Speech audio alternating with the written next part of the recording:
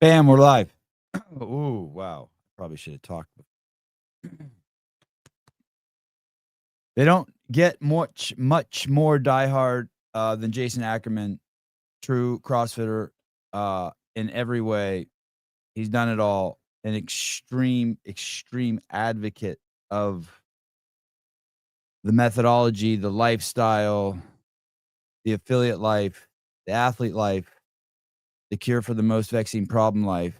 Everyone knows him, been around forever, so much success everywhere. Now, next week, Affiliate Con. Well, thank you. Thank you. Oh, and look, there he is. My second favorite guy. He's coming on. My second favorite guy in the world besides myself, Matt Souza, is joining us too. Oh, this is awesome. You and Matt probably know a lot more than me, so bear with me as I. About everything or anything? We just know more than you? Everything. Souza. This is like, Jesus, I'm going to wait just a minute before he brought him. Oh, boy, Souza's internet. Wow, it makes me happy.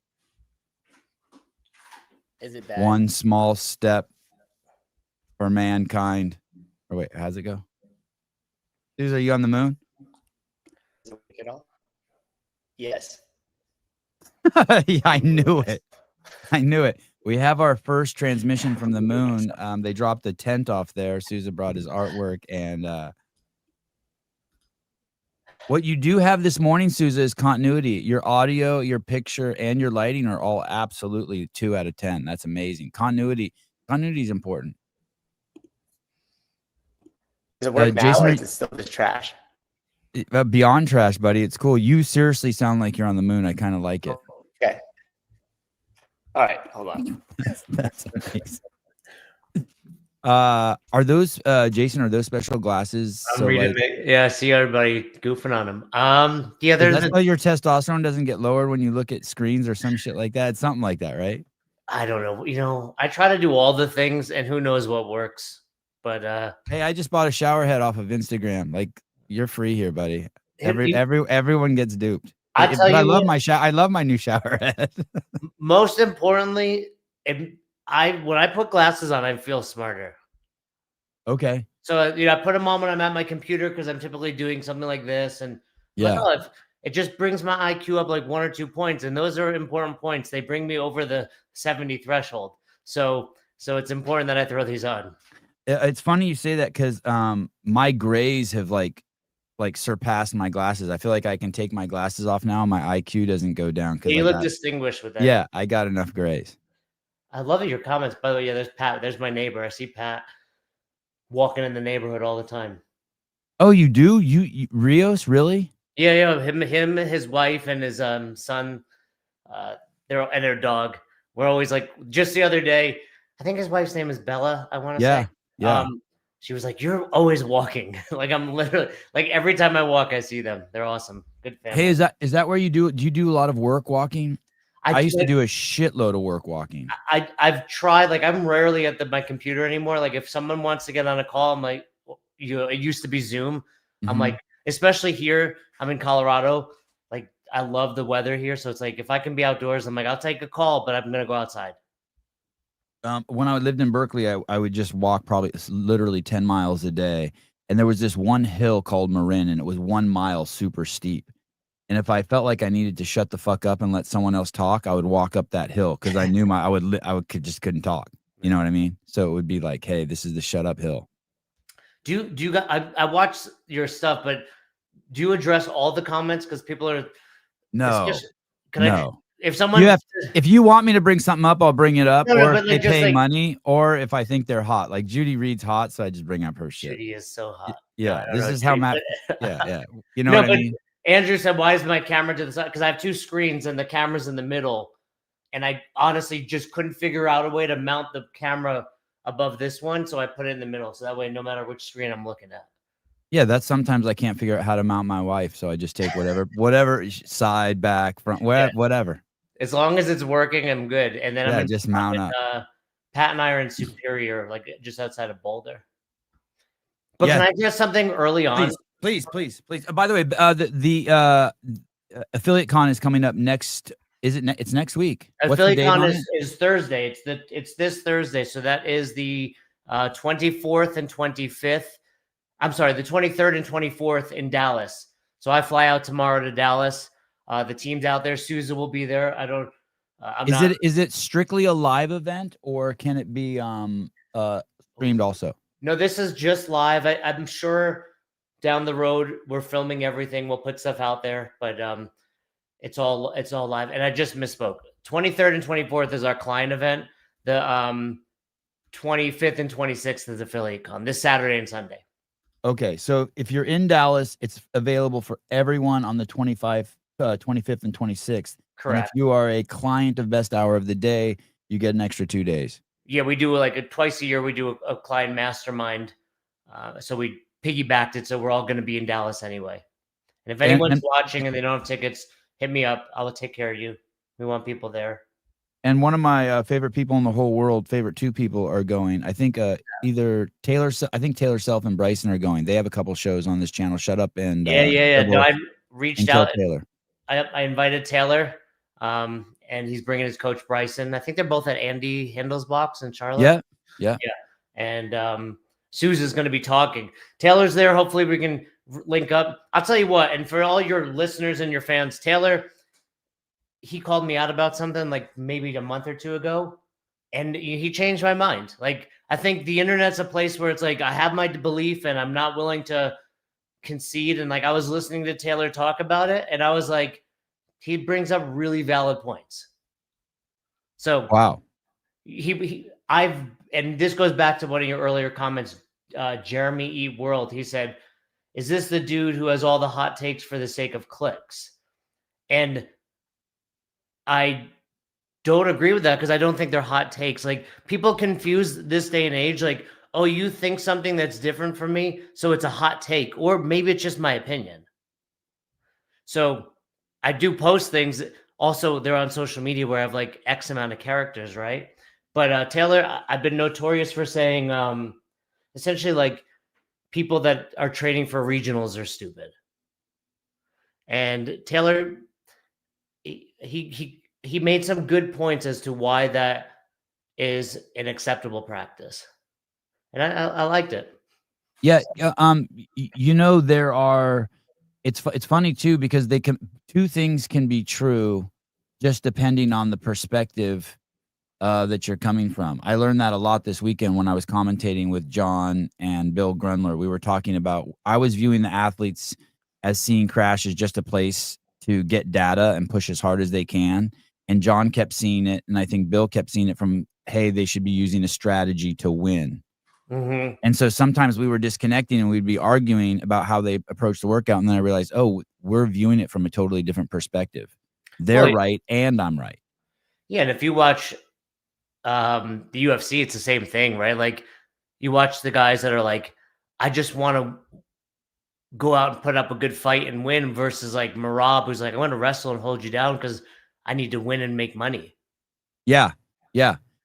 And that's funny too, because a lot of times the fans are booing because they don't like the wrestling, and I'm at home, I'm like, I love this shit.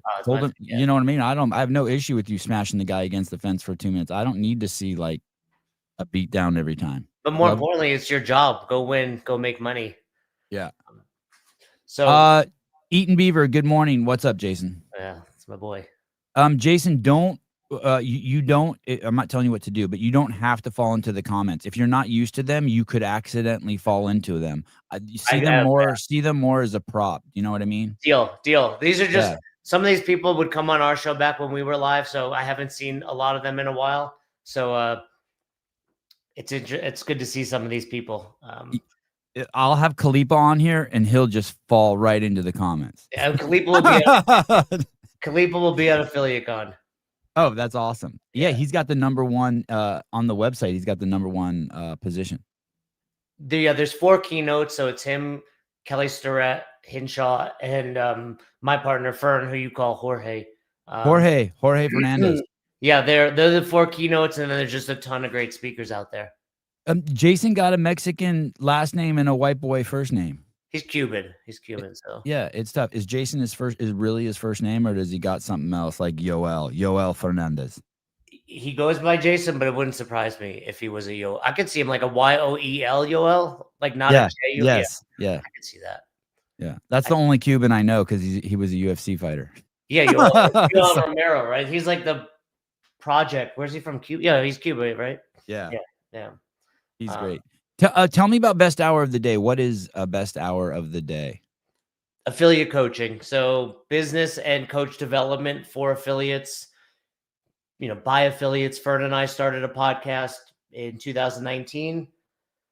That was really just, we've both been on seminar staff for 15 years now. And at the time when I was living in Florida and he was Virginia Beach, we would just talk and work together most weekends. Like you'd see each other a lot. And we would always just get into the nuance and the details of stuff. And you know how it is. We'd be like, hey, this is a podcast. It's kind of like, remember Seinfeld was like, this is a show. Like we're doing it right now. Like this is the podcast.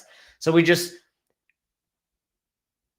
hit record. Like that's what I like to say. Like I was like, yo, like let's stop talking about it. Let's just do it. Get on your computer. Let's just hit record. We'll do a podcast. We did it. We probably put 100 out in the first 6 months. And from there, people would just reach out, ask us questions. And then we were like, well, we should probably make a business out of this. And that's where it went. Oh, I should do dirty racist joke. I wonder why. No, I should start a business on dirty racist jokes.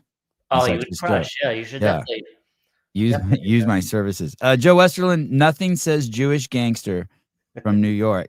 Joe and I went to Dubai together maybe probably 10 years ago, right, Joe? It was a Thanksgiving seminar in Dubai, and he was trying to get me murdered by like telling everyone in Dubai that I was Jewish. Oh my goodness. We were there for like 4 days, in and out of Dubai. I remember at one point we're like on their subway, which is the cleanest subway you'll ever go on. And we're just like passed out because we're, jet lagged. And Joe was trying to get me thrown off. That we went to the top of that biggest building out there. Oh yeah. Yeah. He was trying to get me thrown off as a Jew in Dubai. You know what's crazy is, I'm pretty worldly. I take in a lot of stuff. I've been everywhere. I've seen everything, but I'm still shocked by shit. Like I was filming this movie in Africa, in Egypt, and we're 1 week into the movie, and the movie was about these guys who are going to run across the Sahara Desert. And we're 1 week into the shooting, and this guy's running across the desert, and he's from Israel, and 10 helixes pull up, and dudes in suits jump out and grab the Jew, and they're like, no, you can't be in our country, and they send him back to Israel. I'm like, holy fuck, this is the shit you see on CNN or Fox or shit. Like, this is real shit. Like, what the fuck? And what reminded me is one time I landed in Beirut, and I'm going through customs, and I see a sign on the wall. If you have an Israeli stamp on your passport, we're sending you right back. I'm like, holy crap. We take our freedoms here such for granted. Yeah, it's wild. And now I'm married to a Jew, and my algorithm on Twitter wants me to hate Jews. It's like, what the fuck is going on? We're hateable. We're a hateable type.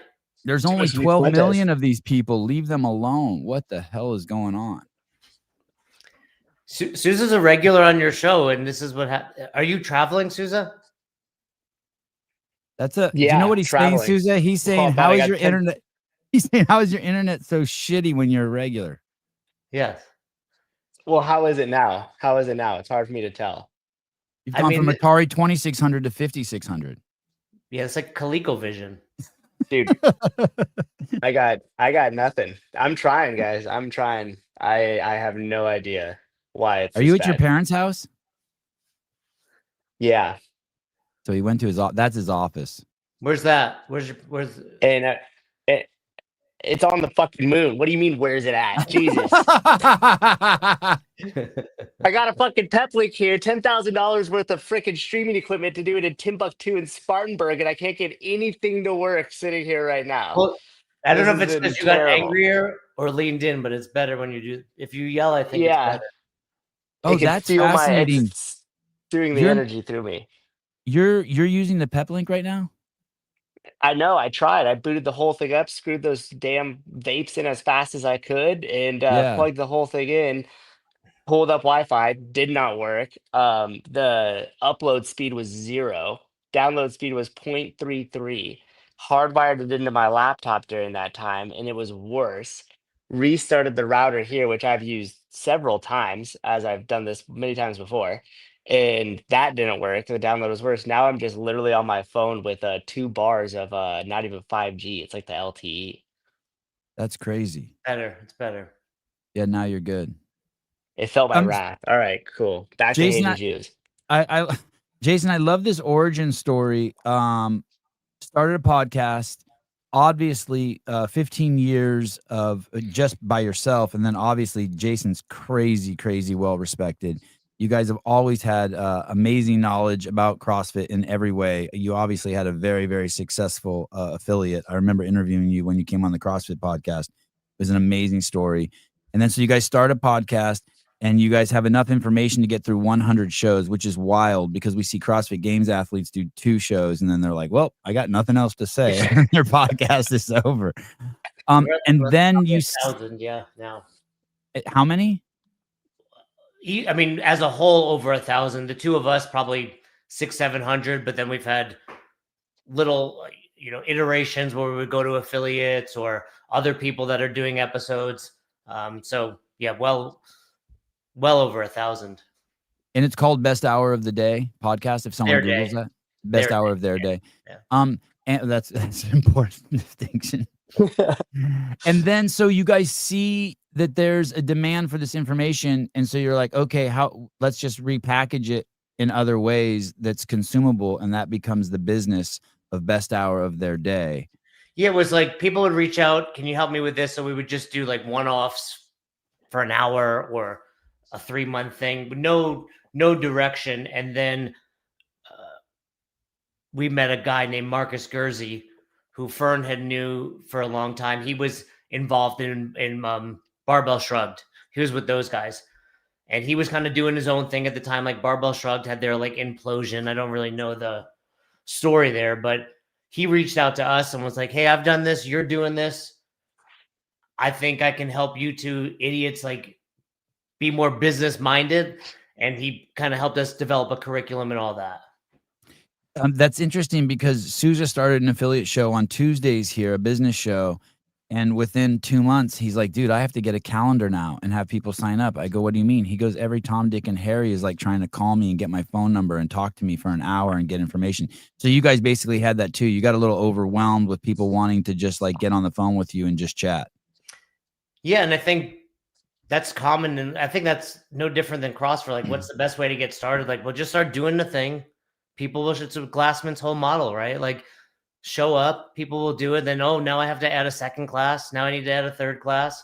I mean, any business I've been a part of is heavily influenced by Greg's genius back in the day, where it's like, show up, do the thing. I mean, it wasn't like new. Like, he was just really smart in the way he packaged it. Like, and people will show up. And then when too many people show up, add more time. And that's kind of what we kept doing. It's kind of the essence of what capitalism is. Just keep bringing things to market, right? And you brought enough stuff to market for free that it became such a demand on you that however else you were making money, you're like, hey, I'm gonna have to allocate some of the time I was spending over here and move it over here and then charge for it. Yeah, and like you kind of said jokingly about games athletes, like my opinion these days is most people just won't show up long enough doing the thing to be successful. Like, that's what they're doing. Like, oh, I did 2 episodes. Why don't I have 1,000 people watching? Well, you did 2 episodes. Come back when you have 100 episodes. I'm sure you felt it too with your podcast. Yeah, totally. But I am still disgusted at how low the viewership is. Or do it for 3 years and have 2 people view it. That's yeah, but Susan, it's like you never know when that 3rd, 4th, 100th, right? Like when you quit right on the cusp of explosion. Yeah, I just jumped on this guy's coattails. That's what I did. So I didn't quit. I pivoted. That's smart too. That's a good move. If you can't do it yourself, find a nice gray-haired gentleman. That's right.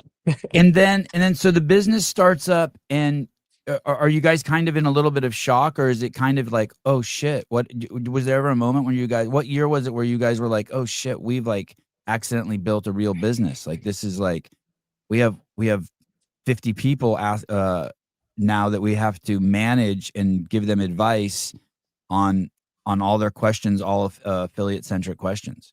It was quick. Like, so we launched in 19 and we were partnered with Marcus at some point during 20. Like, so, and we got started. We moved relatively quickly. And I remember the day one when we started taking calls for sales of like who we're going to work with, and people were signing up. I was like, oh, they're doing it. Like, I was shocked. Yeah. I had never, the most expensive thing I sold at the time was my membership, like $180 a month. So and maybe at the time, this is like 6,000. I don't remember the exact. And I was like, people are giving us money. Like, I remember to this day, our first client who now works with us, Classified Fit, Ryan Wheeler. I had our call with him, and I had to like drive somewhere right after the call, and like in my drive, like I got the notification on my phone that he signed up, and I was like, oh my, like we did it, like we did the thing. And I tell him all the time, like all it takes is that one person believing in you, and then I was like, oh, we can do this. Like people want it, and yeah, great dude, Ryan. He's out in California, Yuba City. You know where that is? I've heard of it. I think it's near us, near Susan and I. Yeah, so he has a box. That's a great point. It really I remember the first person who believed in me. I was filming this documentary in India or something, and he referred to me as a director. And I'd already made a couple movies and whatnot, and then it just stuck. I was like, oh shit, this guy actually thinks I'm a filmmaker. And then I became one. He just kind of like turned me into one. I have one of my earliest clients from my box in Albany, who's a close friend now. He said, day one, I walked in and you were like, we have athletes. And he was like, that completely like made me believe in myself. Right. Like I was overweight he was overweight at the time, but he's like, when you called me an athlete, he's from Bosnia. So he's like been through the war and all that. He was a rugby player. He's like, but when you called me in and called me an athlete, he's like, I believed in myself again. Yeah. Words matter. That's very cool. So this thing kicks off and you start getting clients, and do you start feeling insane pressure to perform, and you feel this like you always thought you were working and giving your best information, but then when people gave money, you're like, oh my God, like it's so, like I always describe it from a videographer's point of view or photographers, when you film weddings for free, it's so much fun. And then someone's like, hey, I'll give you $500 to film my wedding. And you're like, oh, all of a sudden you're triple checking your batteries on your cameras. You're just it's like all kind of a little bit of the fun leaves, but there's this pressure because you want to give value because these people are parting with their money. Yeah. Especially for affiliate owners. Cause I've been there and I know it's not a small amount of money, and you want to see them be successful. So yeah, I mean, I still feel pressure, and I still don't take it lightly when someone signs up. And, to this day, like I said, if someone's like, I want to talk to you about something, it'll be outdoors, but I'll always, and it's kind of like the box. Like I'm not coaching as much anymore within the business, just like the box where it's like, oh, now I got to do the business stuff. Like I did this thing to coach. So when someone reaches out, it's like, I actually look forward to it. I'm like, oh, cool. I get to talk about coaching again, especially I could talk about the med ball clean all day and all that stuff. I love the interpersonal stuff in coaching. Like this member is sleeping with this member. What do I do? Or, like that's the drama stuff, but classes are full. How do I navigate that? All the cool things like that are maybe one level beyond just like, how do I improve my whiteboard brief? And what's the system like when you, oh, go ahead. No, you go ahead. I won't forget. I was going to say, so what are the typical like calls when they come in, or like, do you see a lot of patterns with it at first, and has that evolved over like the last, like, couple of years of you doing this? Like, what is the number one question? Just curious. Well, I think affiliates fall into like a handful of buckets. We have some that are like, I'm opening, and those are fun because it's like you get to help them from the ground up. We have some that are like, I'm on fire. What do I do? Like, I'm exhausted. I can't get member. And then we have some that are like, I'm doing pretty good. How do I go to the next level? So, they're typically in one of those three buckets. I think what's interesting, and Matt, I mean, I know you're asking me questions, but a lot of this stuff too, but it's like, they're like, the most common thing here is, hey, you're never going to believe this. Like, I'm the first affiliate that's going to bring you this problem.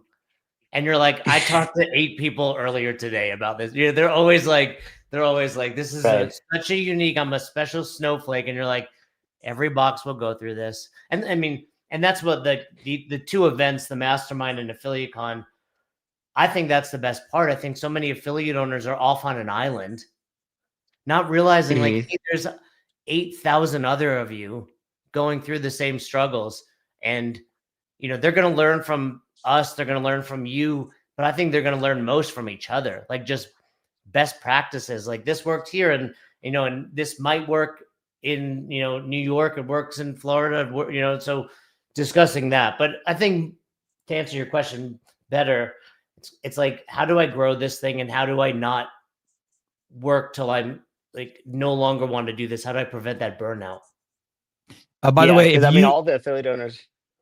Real quick, by the way, if you guys want to go to Affiliate Con, there is availability even for non-members of Best Hour of the Day. It's this Saturday and Sunday, the 25th and 26th. It has a massive amount of speakers. It's in Dallas, Texas. Thank you, Caleb. Matt Souza will be speaking there. Kelly Starrett, Jason Khalipa. I mean, the list is massive. Chris Henshaw. It's a who's who. I saw is it Pamela Gagnon from? Yeah, Pamela, good friend. Yeah, Pamela. Yeah, she's amazing. The list of people on there is wild, and there's still plenty of room. And that touches on what Ackerman was saying there in regards to there will be a lot of affiliates there and a lot of I don't want to call it networking because that doesn't really do it justice. There'll be a lot of transfer of information and knowledge and best practices. Yeah, Souza is the most sought after speaker out there, is what everyone just lining up. He's full, so I can't guarantee a spot to see Souza, but you can see Henshaw and Kelly Starrett, and I don't know, it's great. Fern came up with the idea for Affiliate Con. He likes to say that at least, and I don't. We have a lot of ideas that go back and forth, and it's like whose was it? And he was like, "Hey, come! I need you to do the lineup." And it was like I reached out to all the people I've met over the years, and it was awesome to see the response and the people that wanted. The only person I didn't get someone that I wanted was Rob Wolf. Okay. I reached out to. I don't know what your relationship is like with Rob, but I reached out, and you remember the Black Box Summit? Yes, sir. So he was like, "Tell me what this is like," and I was like, "Imagine the Black Box Summit, except no one's gonna get fired or yelled at. It's just gonna be fun." So that probably wasn't the best sales pitch. No, he was really trying to make it. He's like going to another country or something, but he was really trying to make it. But Kelly Starrett, old school. David Osorio, you guys know David. Yep. From CrossFit South. Yeah. Like he's, Nicole Christensen, like powerhouse. Yeah, really, really great people. And I tried to set it up like a music festival where it's like pick your stage. There's 4 main acts, if you will, and then pick your stage. Most people are speaking twice. Are you speaking twice, Souza? Right. Yeah, Saturday, Sunday.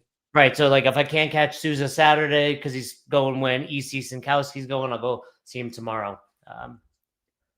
CrossFit, I called a girl an athlete and she came home with me. There you go. That's the way to do it. That's what we've all done. That's the line. Hey, so it's 2 Jasons. That's why I can't do Jason Fernandez. I just realized it's Jason Fernandez and Jason Ackerman. He's always gone by Fern, so it's funny that like. And I'm trying to pivot him to Jorge. Yeah, I'll make that stick, but I've never looked at him like another Jason because I've always just referred to him as Fern. But yeah. Do you guys have specialties in terms of transmission of information or at Best Hour of the Day, Fern versus Ackerman? Do you guys have lanes? Originally, when we were doing all the coaching, we kind of just went like new client goes to you, new client goes to you, like back and forth. You like anything you found like, oh, I really connected with this one. So we'll switch or people be like, I don't like Ackerman. I want to go with Fern. I would say Fern, if you got to know him, he's like very blunt, very direct, emotionless. Like there's like, I have no attachment to emotion, just the outcome. That's Fern. It's kind of like CrossFit, right? Like we don't care why this is working. If you do CrossFit, you will get fitter. And then I was definitely more of the emotional, like, connection guy. So that's kind of our main lanes. Now we've brought on other coaches, and I would say they definitely have their specialties, but they're all just really good affiliate owners. You know, Max Isaac. I know the name, and I saw him speaking, but I don't know about him. That's funny. Vern's mom did take more Tylenol. He's definitely. I mean, he has a daughter. Someone wrote that. Vern's mom took Tylenol. His daughter has autism. I don't think it's genetic, but Louise. too close to home. Too close to home. Yeah. Max Isaac owns like 8 affiliates. He's based out of Massachusetts. So he's like a coach. Like if someone's working to open their second affiliate or taking over an affiliate, we might push them to Max. We have a woman named Allison Jakowski who owns Odin CrossFit in Maryland, who does over $1 million a year. Like she's great at helping a box go from like good to great. You know, Steve I think there was an episode recently where you're kind of going through our employees. So like you mentioned them, Steve Haydock, who's like a 20-year vet on seminar staff. Wow. Yeah, he's a flow master. Originally he was on the Euro crew.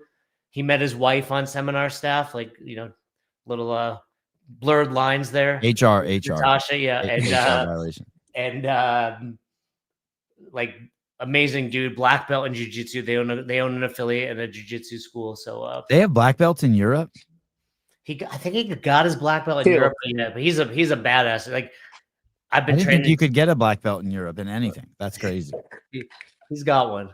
All right. Bring it over to the United States and test that thing out. When I think of you guys just from just the chatter, you know, the grapevine chatter, the rumors, everyone knows when your name comes up, hey, this guy like knows everything about Ackerman knows everything about movement. He's a diehard in terms of believing in the methodology, cure for the world's most vexing problem. He can teach anything. But then when I had you on the show years and years ago, obviously the affiliate, you had an extremely successful affiliate, and you experienced the ups and downs. It's a wild story. But people always talk about Fern as being the affiliate guy, but really both of you guys. Is Fern also he's also on the seminar staff, right? Oh yeah, we got hired right around the same time, 2012, 13. Like I said, that's how we met. Yeah, and he owns a very successful affiliate, CrossFit Rife in Virginia Beach. I think, and not to toot Fern's horn, he's going to Harvard right now. He's in a program in Harvard. Like he's gotten very smart over the years. He was dumb when you met him, and now he's yeah. And I would say like he's still dumb. It's like there's a spectrum of dumb, right? He's further along, but you know, I appreciate hearing those words, but I don't look at I know people like that dude earlier, Jeremy, will be like, this guy, this and that. It's like, dude, I just love CrossFit and want to see people crush it. Like, yeah, I have my opinions on things that work. By the way, it's like when people argue with me about my stuff, it's like, by the way, I've owned 3 affiliates and sold them all for like pretty significant profit, like far more than I would have ever expected. So like, don't do everything I say, but just know like it worked. Like, you know, that's always my like argument online. It's like, I got my level 4, like big deal. I get it. But like, it's the highest credential out there. I owned my first affiliate in 2007, sold it for almost $1 million. Like, take whatever you want to take from me, but just know, like, I'm telling you stuff that I think works. Right. And in your pedigree, you were a 2-brain guy, right? At one point. Yeah, and like nothing but love for Chris Cooper. Like, I want to say like I was actually his like first 1 or 3 clients. Like, it was real. It was before there were like I was on the phone with Chris. Like it was like before he had his whole team. Like it was kind of like my Ryan. Like I don't know that I was his like you could do this, Chris, but like he helped me, and especially as I got closer to the sale, he was vital. And I've been on his podcast numerous times. I don't think. Well, I know I don't have any hard feelings. I don't think Chris would either. It's just people always kind of equate it. Well, like you're in the same business. I'm like, yeah, but so is the box down the road. And if we all do this better, there's only going to be more people. Like if Chris does a great job with 2-brain, we do a good job.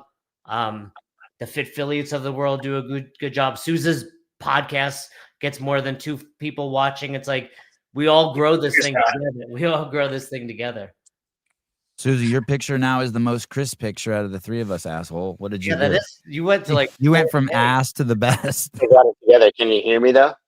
Yeah. No, you sound like you're in a tin can. Maybe. Oh, what time does Affiliate Con start in the morning on the 20 on Saturday for the On public? Saturday, to be fair, I don't know. I want to probably say like there's Khalifa's leading a workout at 7, I think 7 a.m. There's a bunch of people that are doing like a Bible thing. So we got that if you're into the Bible. That's the book God wrote. That is somebody wrote it, yeah. But you know, Khalifa's there.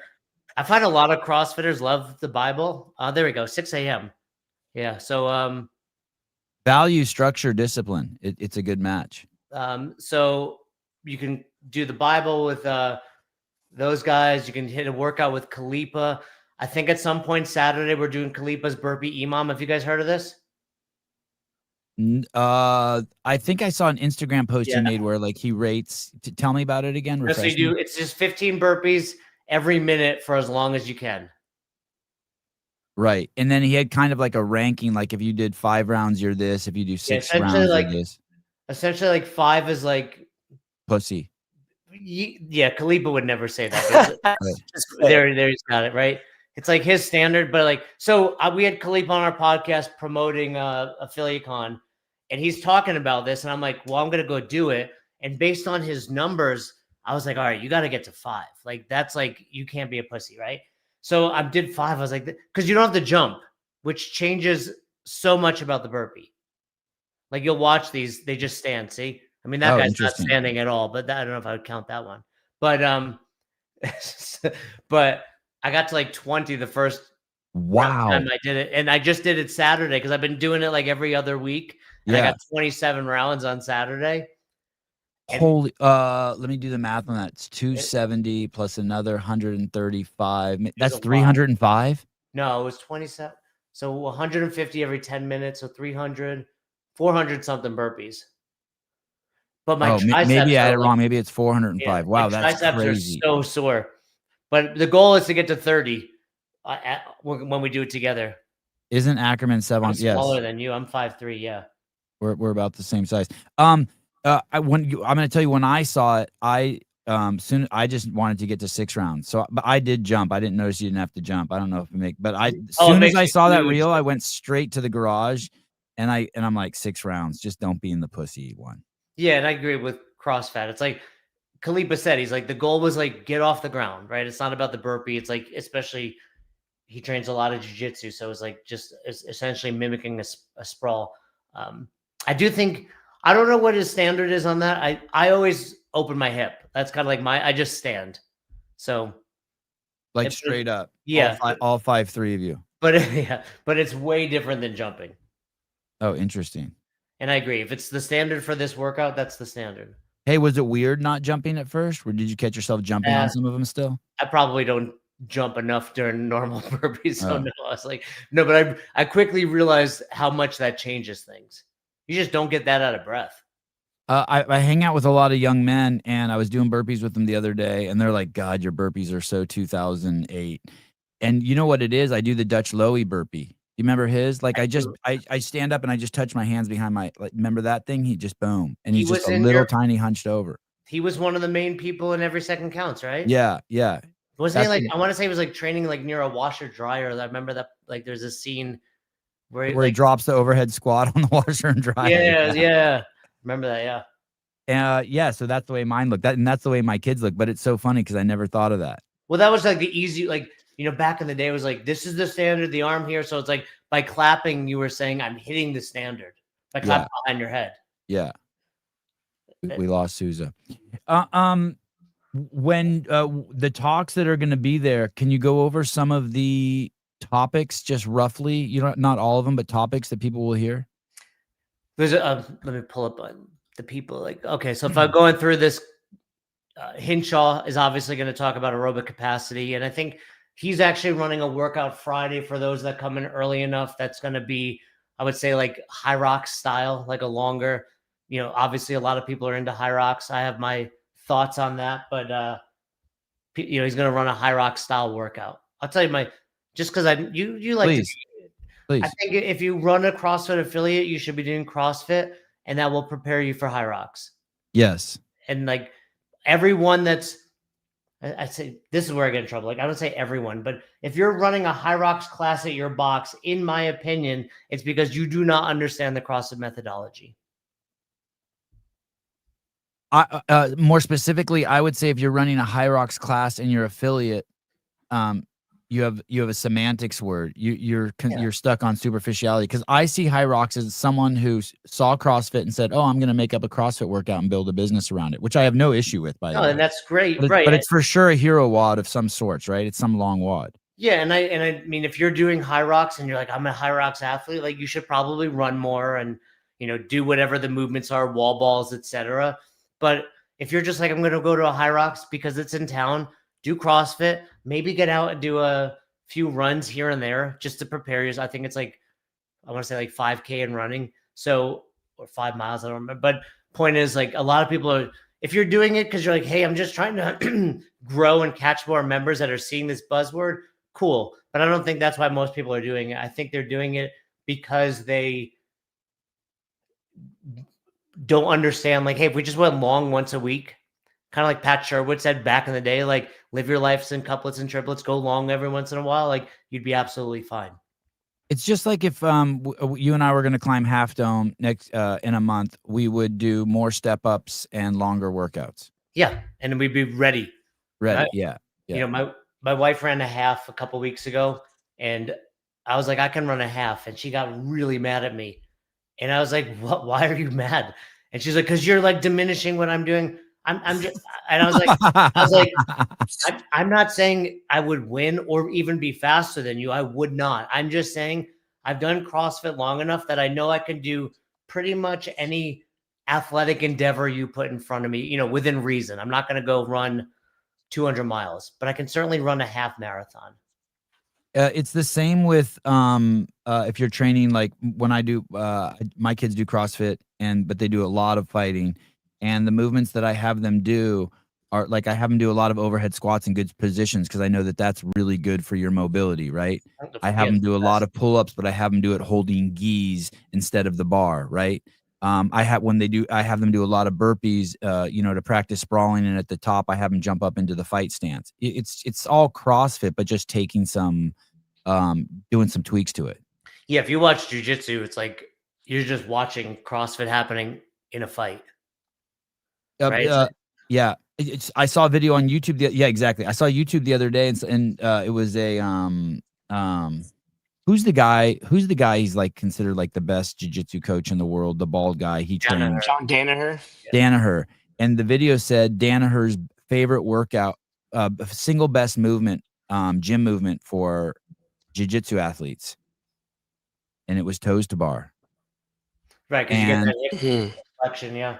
And whether it's true or not, I don't know. But I'm like, yeah. Yeah. And my kid, of course, and my kids do shitloads of toes to bar. It's like, sets of 3, 5, and 7 in like almost every workout. Oh, you found it. Wow. Yeah, and grip strength. Yeah, and grip strength. Right, exactly. And mobility. Yeah, for sure. Mobility, grip strength. Yeah. Lats. So while you're watching that. So anyway, I was saying Kelly Starrett's doing mobility. And then there's a lot of affiliate owners, EC. We have like 3 or 4 people doing nutrition talks from EC, Nicola Coyne. Matt Torres. I know you guys talk about him. Yeah, love Matt Torres. I wish he loved me back. Love Matt Torres. Great body. Great body. Great coaching. He's the currently the best coach in CrossFit in terms of elite athleticism. His pedigree the last 5 years, he has no peer. I want to and the beaver he slays is world class. Drama aside, I will say this about Matt. He's a perfect example of what we were talking about earlier. So when I moved to Florida, I was living in Naples, and he owned a box, North Naples CrossFit, with his buddy Dario, who will be at the mastermind. And Matt would just be sitting there doing programming for like his members, for me at the time, for like anyone who would ask, essentially. And then I remember he got like Dallin, and there was another, what was that, like little girl, Mal O'Brien, right? That little girl. And then a few other, the teens, like he was crushing it. And then, slow and steady, he's like, now he's training this guy. And then, last year at the games, it was like Sprague and who came in? Who was this guy that somebody came in second? Hopper, him and L, Coach Hopper, Hopper, yeah. Right? You know, Allen, all You the could pretty much Fee. give him Danielle Brandon too, because Knifer had only been with her for 2 weeks, so you could throw Danielle Brandon on there. She took 4th with a 0 in one event. Yeah, I mean, he had the Yeah. champions 2 years in a row. This year he had like 3 in the top 4. But the bigger picture is like everybody sees Matt now, and it was like you didn't see the 10 years where he's programming for dummies like me, right? Yeah, this is the first I've heard of that story. I didn't even know that. Yeah, like, and that's what's so cool. And I tell him all the time, like, how cool it is. Now, it would be great if he had less drama in his life, but that's for you guys to discuss. What's interesting too is the swath of athletes he's had, from Emma Carey to Danielle Brandon to Dallin Pepper, who he's had forever since he was a kid, 3 times CrossFit Games champion. Jason Hopper, the people that he attracts. He attracted Coach L, who's obviously very good. He got Jason to win the games. Nate Ackerman, Dom. He attracted Dom, who's now at Mayhem as a coach. Dom was I use this story about Dom D'Agostino you're talking about? Yeah. No. Is that Dom's last name? The guy who's at Mayhem with the thick black hair and the beard?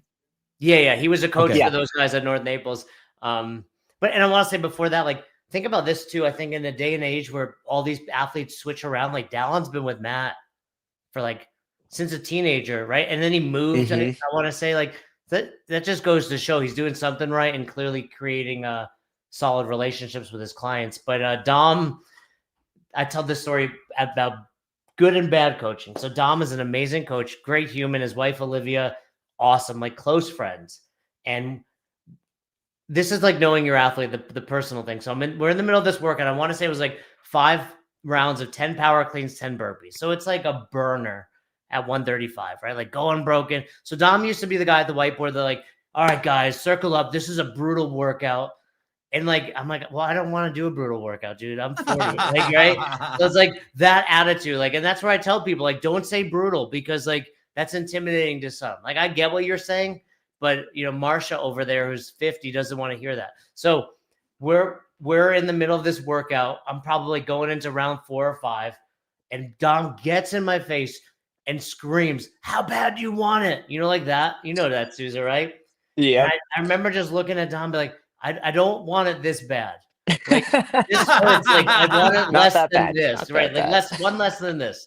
But it was like, you know, it's like anything. I found CrossFit in 2007 at like, I was 29. It was different than at 47. Yeah. Like now I'm doing it so like so I can play with the kids, like and go to jiu-jitsu every day and stay injury free. But that I remember, like, I learned a lot from Dom in that sense. And now he's training the people that want it that bad, right? But it's funny that you learn a lot from those younger coaches. And in the same mistakes, I remember when Austin worked for me, the very first workout he coached was Fran, and he was yelling at Donna, who's now like 80 something. She was just on our podcast. She was like 70 at the time. We're doing Fran. Like, we programmed Fran because it's like Austin's first day. Like, this is going to be badass. It's Fran. And he's are you talking about Austin who? Malioza? Yeah, Maliolo. Malioza. Okay. Maliolo. And he worked for me before he went to Reebok, and then the whole, working for CrossFit. And he's with Mayhem now too. Wait, Malioza started in your gym? His origin story? So you want the origin? The origin story is he was going to a SUNY school. That's like a shitty school in New York. Like, I went to one as well, right, for college. He met his wife, who was from the Albany area. So after college, they moved to that area, and I gave him, it was like full time for like, he was making like $2,000 a month. Like, Reebok reached out to him, and I was like, you have to go. Like, I can't give you that, you know? And that's how you met him? He came into your gym and was came into my gym. Did he do CrossFit at the time?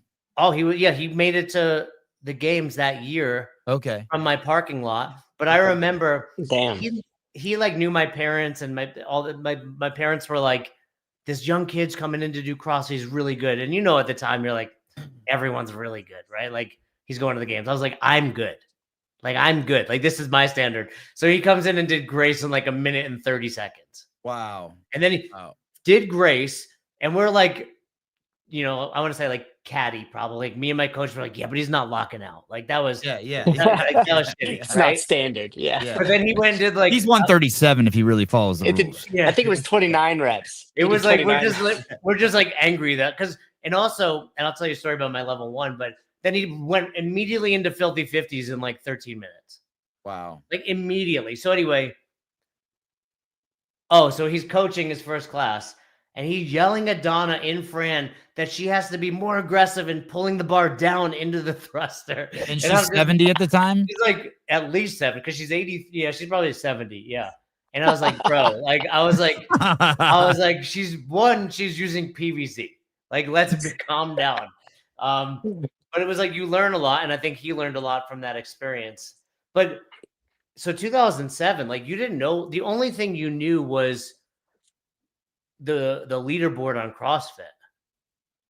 Like and the forums. Yeah. Susan, You mean like the Spiels and the OPTs and the that was the guy, right? Yeah. I was like, Spiel's my size, like that's so I can compare. But yeah. Susan, when did you start?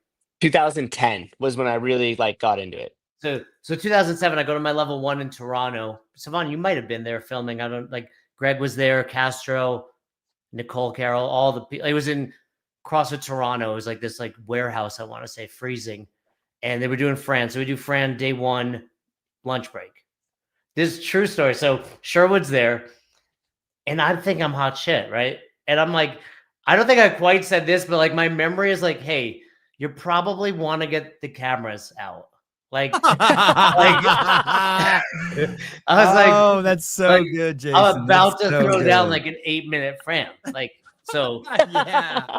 So anyway, we're going, and I'm like barely kipping. Sherwood's like mid Fran trying to teach me to kip. I get back to the bar for the 15s, and I see this dude up front kind of like step off. And I was like, oh, he's stopping. I was like, he's stopping. Like, what a pussy. In 2007, I was 29. So I was like, he's a pussy. And finished Fran, 8:30, etc. Then they're going around like, what'd you get? What'd you get? This guy's like 3 something. I was like, oh, he didn't quit. Like, he just smashed it. So turns out I didn't know who it was for years. I remember exactly what he looked like from behind. And he looked different. But then years later, I saw the picture like from our seminar, and it was Joe DeGain. You know Joe DeGain? Yes. Wow. That's a big dude. Yeah. But at the time he had short hair, then he eventually had long hair. So I didn't ever make that connection until I saw that. So Susan, Joe DeGain, Michigan OG, but longtime regional athlete, flow master on seminar staff. And I was like, oh, now this all makes sense. But the point is, I was like, I didn't know any better. I actually thought I was really good at CrossFit. Sub 10 minutes was kind of like the like, hey, you're good. You did it. Yeah. And I remember watching Spieler. There's a workout called Dirty Dozen. It was like 12 moves, but like 30 reps, 40 reps. And I didn't have a rope at the time. So you're doing like these janky, like rope climb things or towel pull-ups. And I was like, he did like 13. So I should do that. And I remember like, this was still at the Globo gym. And I was like 45 minutes in. And I was like, what the fuck? Like, this is like, I'm so bad at this. Hey, I want to go back to this thing about yelling at people and yelling at the lady who's doing Fran.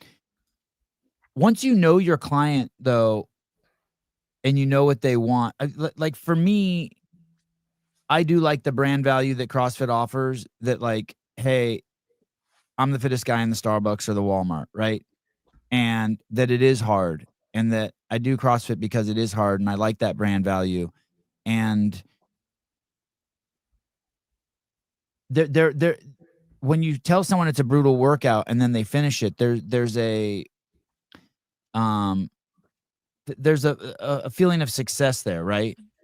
So are you saying that there's never a place for it, or like, hey, you really got to know your clients? Because like when I work out with some of the I did a row burpee workout with Taylor Self at Greg's house a few months back, and we went back and forth, and he was yelling at me, and it really like helped me, and I felt obligated to do shit I did not want to do. Do you know what I mean? Like I was 3 other rounds.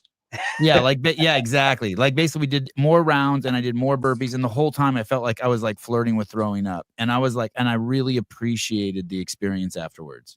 No, I absolutely agree with you. And you know, I think as you said, it's knowing your audience, and for the like saying this workout's brutal is like, dude, there's so many worse things you could be doing than saying that. I think it's, to me, just this idea of knowing who, like you said, like knowing your audience. Like at 9 a.m., it's a bunch of, like, this is where I made a mistake. Like I would yell at these moms at 9 a.m. Like, one, why are you late? Two, like, you got to go harder. Like all these things.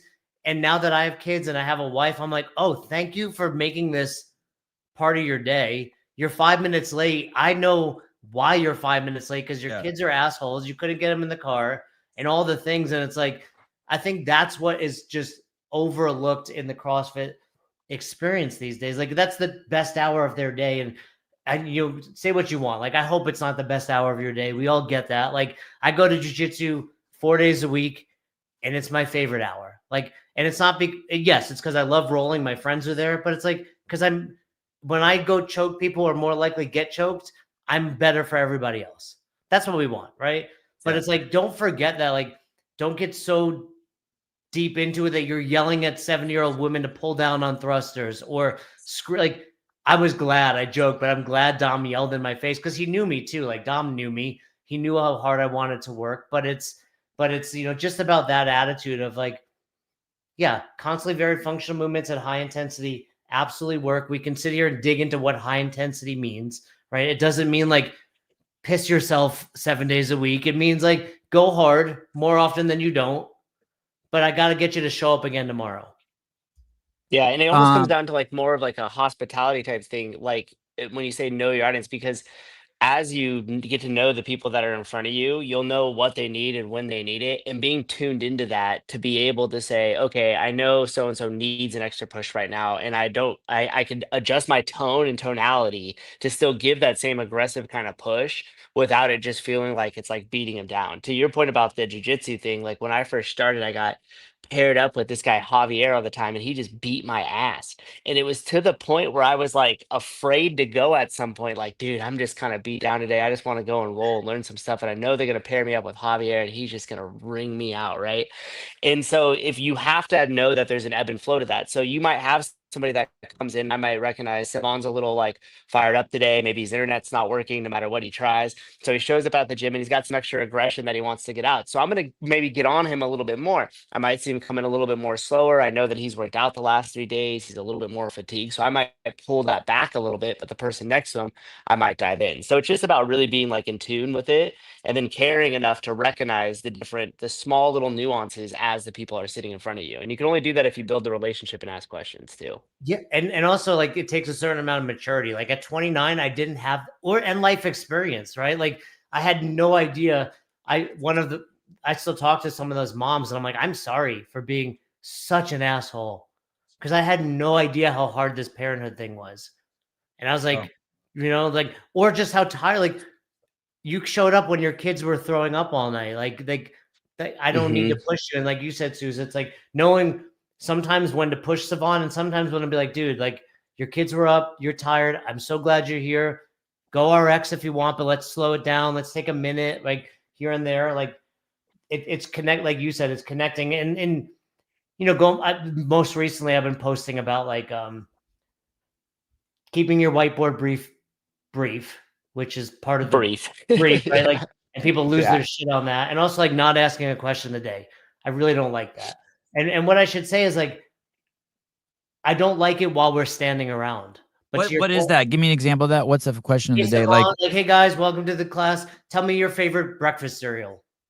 Oh, yeah. Right? I wouldn't like that if I was a client. And look, I get it. Cause even there were people who commented there that I was like, I see like they're right about stuff. Like we want connection and that connection does make them come back again tomorrow. Like I hear you. My point is, hey, can you do that while we're on the Echo bike warming up? Can you do that while we're doing squats? Yeah. Can you do it while we're doing that I would do. I'd feel much better doing it while I was warming up on the on the bike. Yeah. I don't like love them if we're standing around because my point is I've got especially that parent mindset. I was like, I got 60 minutes. You already took 7 talking at me at the whiteboard. Now you're taking another 3. So now I'm down from 60 to 50. Right? There's natural times during this workout where loading weight, moving stuff, etc., where I'm not going to be working out. So it's like now I'm down to like 40 minutes of moving. Like it's to me selfish. Like it's you want to hear yourself talk more than you care about my workout. Hey, go ahead. Sorry, go ahead. No, look at Bill is an OG. I don't know if he's being Icebreakers are stupid. Yeah, and again, it's not that I think they're stupid. I just think they could be done at a better time and that's what the general warm-ups for. Let's say that's what it's for. It's for elevating your heart rate, all the things. But it's like you could still say, hey, Susan, push those knees out on the squats. What's your favorite cereal? Savan, right? Like get up tall. What's your like? You could do a balance of both. But point is, it's like you do want to connect, right? But it's making sure that those people are getting their best hour. It's not about your best hour. Yeah, and you know what? I will say there is a caveat to that too, right? Because just like how we're talking about, it all depends on the people in front of you. So I typically don't do question of the day pretty much ever. Like I'm very super brief with my whiteboard stuff unless I know we have extra time in the class. Then you get stuck with some sort of awful comedy routine that I'm trying out in front of my members. But I will say this: Pool Boy, who's been coaching for us a little bit, does it quite a bit, and the members love it. Like a lot of the people will come to his class to be like, and it's not necessarily like a question. Like he'll phrase it to where it's like a yes or a no, or like say this. So he makes you go down to shoot, so you're not really thinking too much. And people were coming up to me, they're like, "How come at 3:30 he always gets the question of the day and you don't do it? Like, why you don't care?" Like, so there is a little bit of like an ebb and flow with it, right? There's a lot of stuff that's not necessarily like a yes or a why. It's not always binary, but I do agree, like there is a time and place. If you have a longer workout that day, you do not want to take up 10 minutes at it. And when you start see people sitting around kind of doing this or zoning out, you need to take mental note and be like, all right, I need to get them out on the floor and moving. We don't just need to be like hanging out the whole time. Yeah, and to your coach's credit, like if you're gonna do it, that's how it should be. This or that, or yes or no. Like not, you know, hey Savon, tell me about your time in Africa, right? It's like you know, I don't know, bananas or apples, right? Like it's like which yes, cool, right? That's how it should be. Because then it's like you get some people who just don't realize it or who don't talk enough during the day. And they're like, oh, this is my time to shine and talk about my life. And it's like, bro, like let's move on. Yeah. Right, totally. There was a young lady who's amazing at jiu-jitsu at my kid's jiu-jitsu studio, and she's training for the national champions and then the world champions. So I was bringing the boys in all the time so she could get extra training. And the class would start at 2:00, and at 2:20 she's still having her hair done. Yeah. And I fucking hated. I would fucking hate. I'm like, I'm hating everyone. I'm like. I brought you these 3 world-class fucking jiu-jitsu guys to fucking roll with, and you're fucking doing your hair. Like, are you out of your fucking mind? Get there 20 minutes and be warmed up for my boys when they come in there and have your hair fucking done. Well, and it's the professionalization of coaching too, like Greg spoke about, right? Like that, because you see that in the CrossFit space. Let's not lie. Or it's like I've talked about, like, hey, stop showing up with your smelly knee sleeves drinking protein to coach.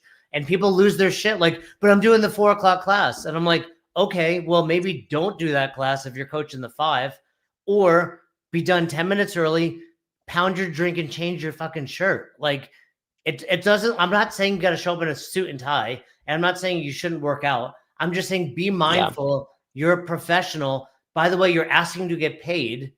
Like, just don't be stupid. But I mean, you're arguing with the internet.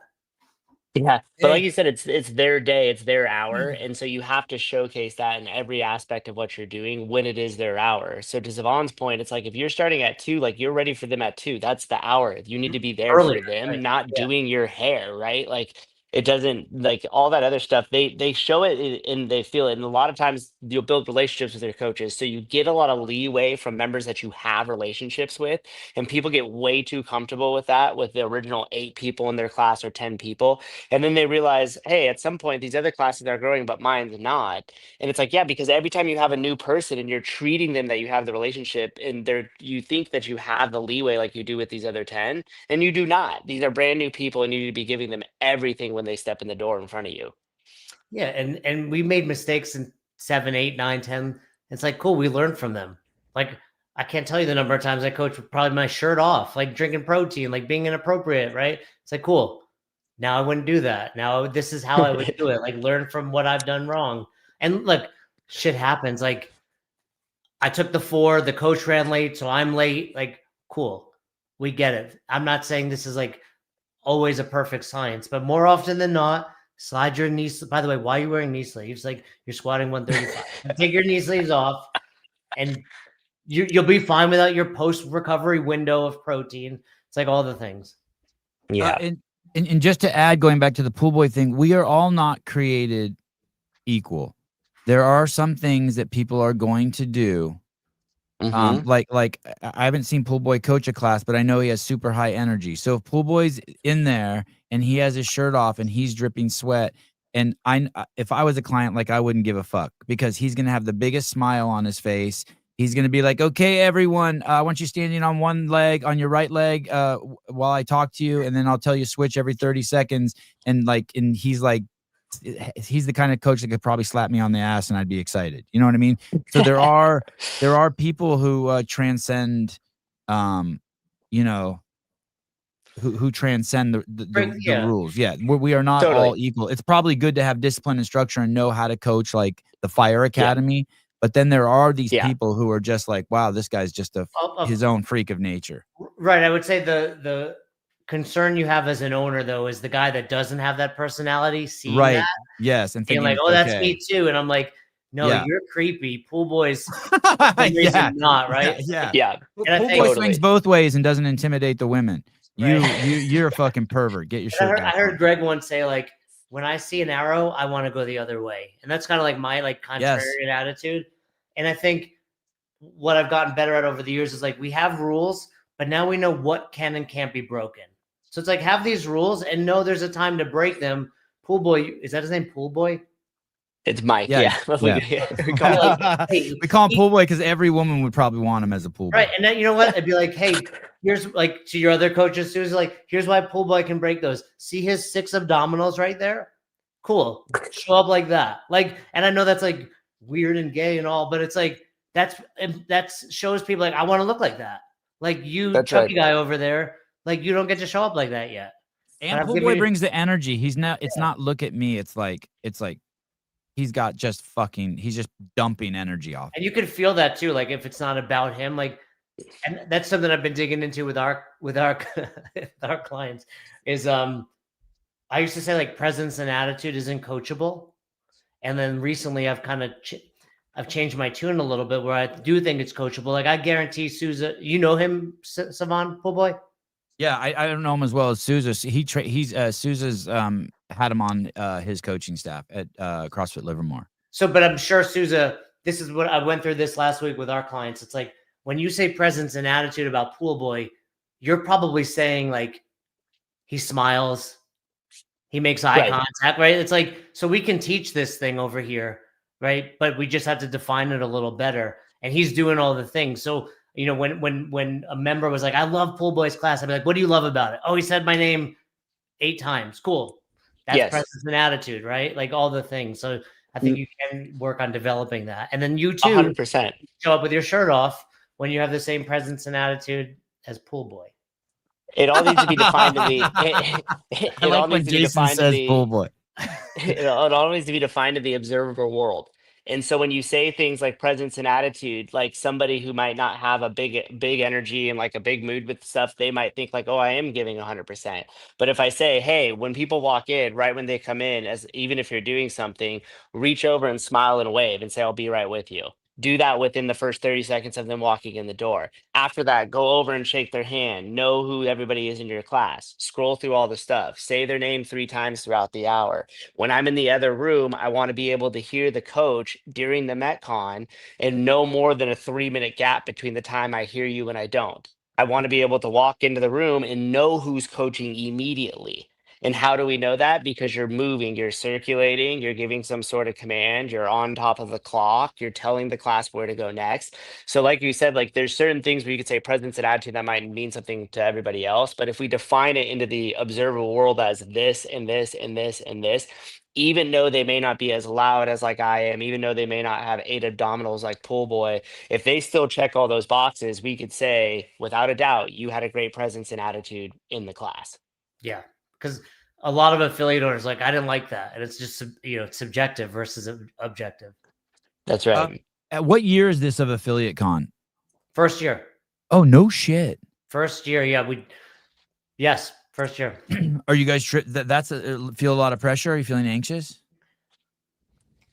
I think anxious in the sense that I'm excited, not nervous about it. I mean, it's done, right? Maybe we'll sell a few more tickets here and there, but the work went in, assuming all of the speakers show up and do, and we have so many that if a few didn't, it wouldn't matter. But yeah, I think I'm truly just I'm kind of like Yusufan from what I know. Like I hate leaving my house.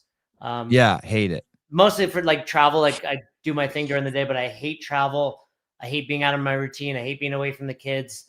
But I'm actually really excited for, these are the things I get excited for. Our mastermind, because I love our clients, and then Affiliation. It's like, it's just going to be being around CrossFitters. It's I don't like going out, but if I had to be out, it's like in the gym. Let me ask you this question. It was a question from Frank. Oh, here it is. From Frank. Are you aware of who Frank is, Jason?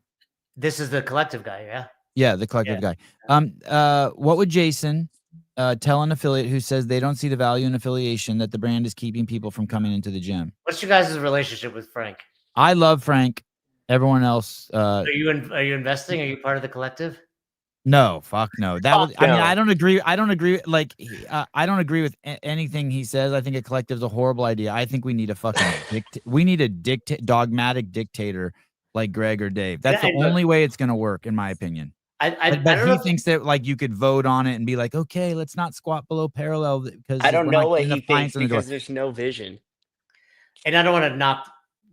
I know. I saw Hiller's. I see. But I'd love to go. I love going and get a margarita with Frank. I think I'm gonna meet with him on Thursday or something this week, maybe. I tried to get Hiller to go to Affiliation. He blew me off. He didn't want to leave his house. He didn't want to leave his house. But okay, so go back. First of all, I don't know if I've ever met Frank in person. Seems like a nice enough guy. I think he can be very nice. I've had lunch with him before. He's cool. He's cool as shit. He's a CrossFitter. He looks great. He didn't drink too much like me. He's cool. Here, going back to, because I see this all the time, the de-affiliation, the 4,500. I think, I want to say this without being too offensive, but I think people are just unaware of what they've signed up for. You signed up to be an affiliate. Like, you don't know what an affiliate is. Like, you're saying, here's $4,500. I get to use the word CrossFit. That's all there is. But in return, like, I will have a website. I don't know if it's still a rule, but like the journal is linked, right? A level 1 will be coaching, etc. Like that's what you get. And the value is 100% there. You need 3 members at your gym who found you because of CrossFit to pay for that. And that's not like 3 members a month, 3 members ever, right? If 3 members came, assuming you charge $150, it's $450 for them. If they pay every month, that more than covers your affiliate dues. And by the way, they're going to bring more people. That's what you get. Now, would it be nice if CrossFit did more? Yes, no, like who knows? Maybe if they did more, it would be detrimental. Maybe it would be better. But when you're an affiliate, all the affiliate owners are like, I'm not doing it because CrossFit's not giving me X, Y, and Z. It's like, you don't know what you're talking about. This is what you've paid for. Like, that's it. Like, now it would be cool if, when they were doing the commercials that would be out or other media projects, it's helpful. But I also think affiliate owners aren't taking advantage of that. Like, go find the stuff that's out there and repurpose it, use it, create your own. But CrossFit is a name that people are searching. If you get rid of that, I don't know enough about the SEO stuff, but people are not searching like functional gym in the area. They're typically typing in cross. Every time I've moved, every time I've done anything, it's like CrossFit. Mm-hmm. And let me push back on this a little bit. Let me take Frank. Let me lump you and Frank up on the same team, and then push back on both of you, because I kind of heard a little bit of this in your take too earlier, and I have the opposite take.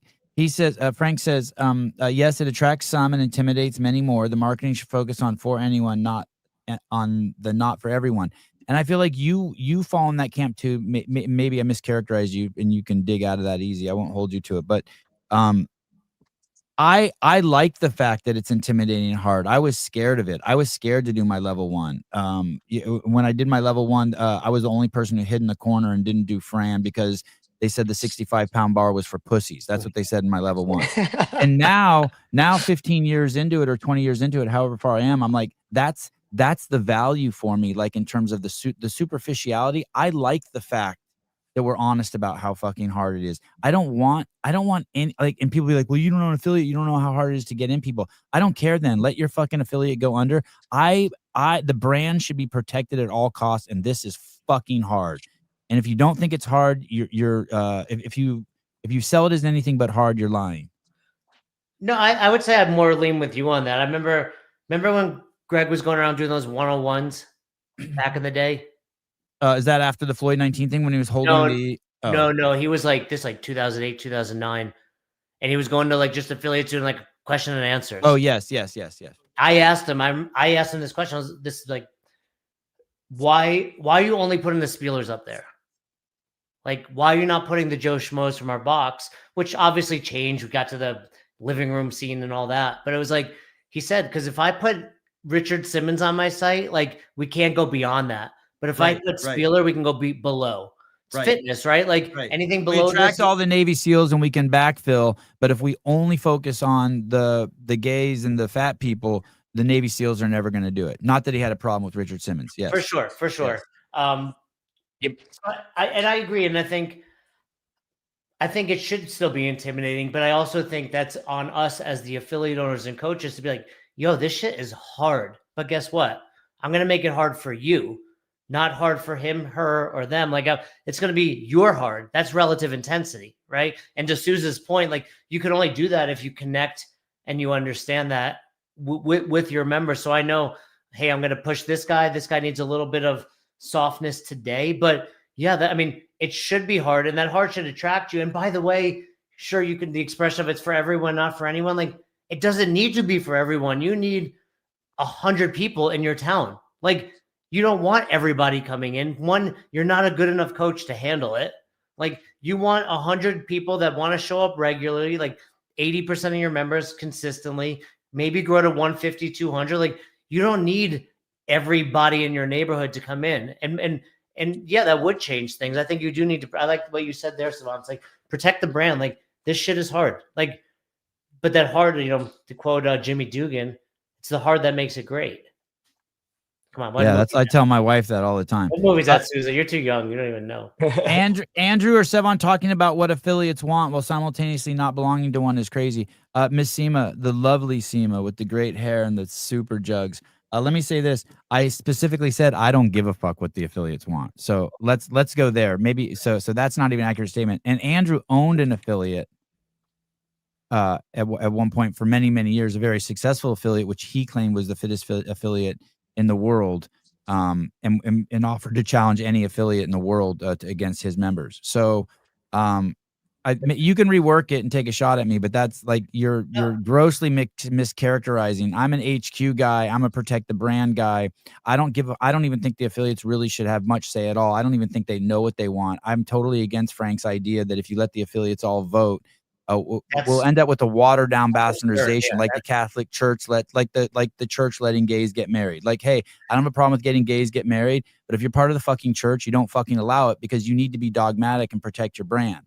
You need the brand is like husband wife shit. You know what I mean? So it's like, and now someone's gonna be like, you don't think gays should get married? No, I'm talking about just the brand value around entities, and that's completely different than marketing too. And next thing you know, we're gonna fucking look like Hyrox. Hyrox has put no value. We scale, we don't scale range of motion at CrossFit. That's what Hyrox does, because they want to make money, so they scale range of motion. We're about curing the world's most vexing problem, so we get full range of motion and we scale weight. And to Frank's thing about I want everyone to get fit, Bill. What motivates me as a coach? Well, first of all, what motivates you as a coach should be getting them fit. I think you're just typed this wrong. An 80-year-old and their doctor. Which comment? Joe Westland's? No. Frank said, I want everyone to get fit, Bill.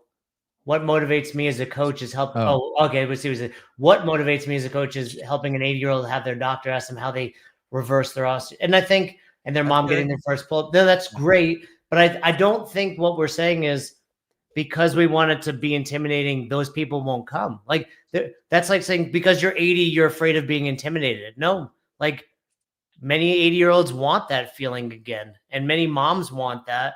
And I think it's, again, being a good coach and showing people what relative intensity is. Like that's where I don't think it went wrong, but everyone got this understanding because of the definition of high intensity that it's like you got to throw up and all these things. And it's like it's like anything you can define like high intensity, let's call it 70% or above. It's like, you should be working out at that intensity most often, right?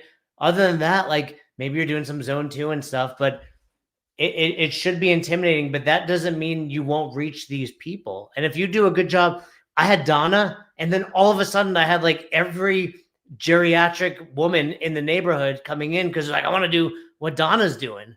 Like you've heard Glassman talk about that. Hey, Yeah, it's a trickle down. And I will say this too about here's the deal. This is why people hold on to their affiliate shit. CrossFit uniquely possesses something. And here's what the something is. It has the tip of the spear. Some people call it the sport. I'm going to call it the tip of the spear. It has Thank you. education. Okay. And education falls under a couple different categories, but it is by far the only thing that is not corrupted by government or corporate interest in terms of exercise science. That is huge and massive.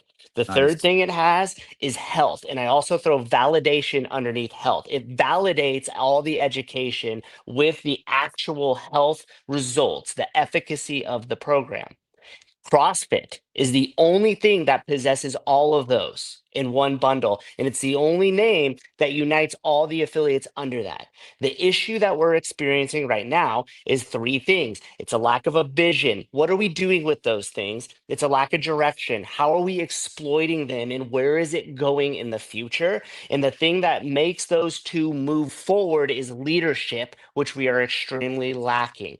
The other issue is volume. It's not about a freaking marketing campaign and then we die down. You need to be producing hundreds of pieces of content across those three things every single day across every single platform. And the Amen. fact that that isn't happening goes against CrossFit's methodology in its core, which is inputs and outputs. The more we pull on every single one of those handles in terms of content and distributing of our message across every single platform that we have, the higher the message becomes, the more it becomes distributed, then you get the value to the affiliates. Once those things slow down and stop altogether, the value to the affiliates started to drop. It's not about things that you're going to give me. It's not about stuff I could print out and hand in my gym. It's not about how am I going to get more people into my gym. It is taking the what CrossFit uniquely possesses it and exploding it all across the internet in every single way that we possibly can and He's telling the good. truth. He's good And this ladies and gentlemen, clip it. That was a really lecture good to stuff. everyone who's senior at HQ. That you need to fucking hear that. We have the tip of the spear. We have the fittest people in the world. Look at the Dallin Pepper video where he just went and became a cheerleader. In That was good, 15 yeah. fucking minutes, have you seen that one, Jason? Yeah. Some of that? Insane transfer of the CrossFit methodology to something crazy. The no corporate interest affecting the education. Beautiful, Souza. Crazy. We are not going to tell you it's okay to eat canola oil. We are not going to tell you it's not okay to squat below parallel. We fucking know. And then the validation, the health part. That's crazy, Souza. That was, ladies and gentlemen, affiliate con will just be playing this clip on loop in the lobby. Stay home, stay wherever you are. We'll just play that. Wow. So Cody popped on here. Wow. We'll make sure you're good to go. That was awesome. Souza, well done. Wow. Well, thank you. And I just believe that it's adaptation across all of those things. It's about saying it in so Wow. many different ways that every individual coming from every different walk of life could see that and then say, okay, I am able to adapt to that. I understand it. Now I know why it's for me. That's why we need the underserved population, or Greg would say the facts. And this is why we need the Dallin Peppers. And this is why CrossFit needs to jump on the Tyson Bajan train. Then when Jalen comes out with a cheerleading video, they need to reach out to that thing, find a bunch of derivatives from it, and showcase it all over the place. It's not about saying CrossFit is this or CrossFit is that. CrossFit has all those things that it possesses, and we just need to make sure that we're absolutely capitalizing on everything that it's doing. And right now, it just seems like a lot of the internal team is pretty much sitting on its hands because, again, I just think there's a lack of leadership. So just so I understand, I'm suggesting you're paying for an affiliate, you get the name. And what you're suggesting is check that's true. But here's what I think HQ should do to make that name more valuable. That's right. But But, and I agree with you, they never agreed to that in our contract as an affiliate. No, that's fine. But what I'm saying is also that doesn't matter, because if you're an affiliate and you're diving into it, you could do this on your own On as your well. own. Yeah, And if you look at what I did in my own Instagram a month or so ago, we decided, you know what, let's just capitalize on all the pop culture stuff and continue to spread the message off my rink-a-dink little thing. And if I look back at that month, I have over 5 million views by recycling 10-year-old shit. Okay. So this is Here's taking shit out of the trash can, flipping it out and holding it up like this in front of my TV and having 5 million people show up to look at it. Look at the numbers across all of those. And Caleb, if you scroll down a little bit and you go to Constance, which everybody knows from that old David old clip from Osorio's back in the client. day. David Osorio's gym. Yeah. I mean, look at even the pop culture stuff with what they're doing in the prisons, 700,000 views. I've worked a bunch of those prison gigs. They're the best. You So had them it's on. not that essentially that was me saying, okay, listen, if I have these ideas about what I'm going to do, then we'll just do it. The two pillars are entertainment and education. Entertainment and education. That's And if it. you continuously to push on those things, and CrossFit did this, imagine the resources that CrossFit has in the ability to create new things like this. I do not. I don't have those resources. I think that's super valid, Matt. And to the point earlier of like, how are we going to get the 80-year-olds like this? Like, don't tell me you can't get 80-year-olds at your box when you're not posting this video of Constance.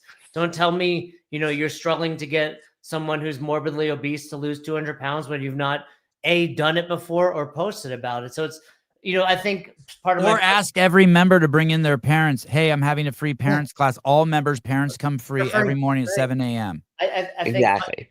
my frustration sometimes with affiliate owners is this entitlement. And it's like, yes, you're paying $4,500 for the name. It would be amazing if they did more, but just like Matt did, like, go fucking make your own thing. Like, go do it. Like, don't just sit here and whine that it's not happening for you when you're not out there doing it. No different than I tell our members, like, I can't get any new members. It's like, have you gone door to door? Have you knocked on every door in your neighborhood? Well, no, I just need more leads.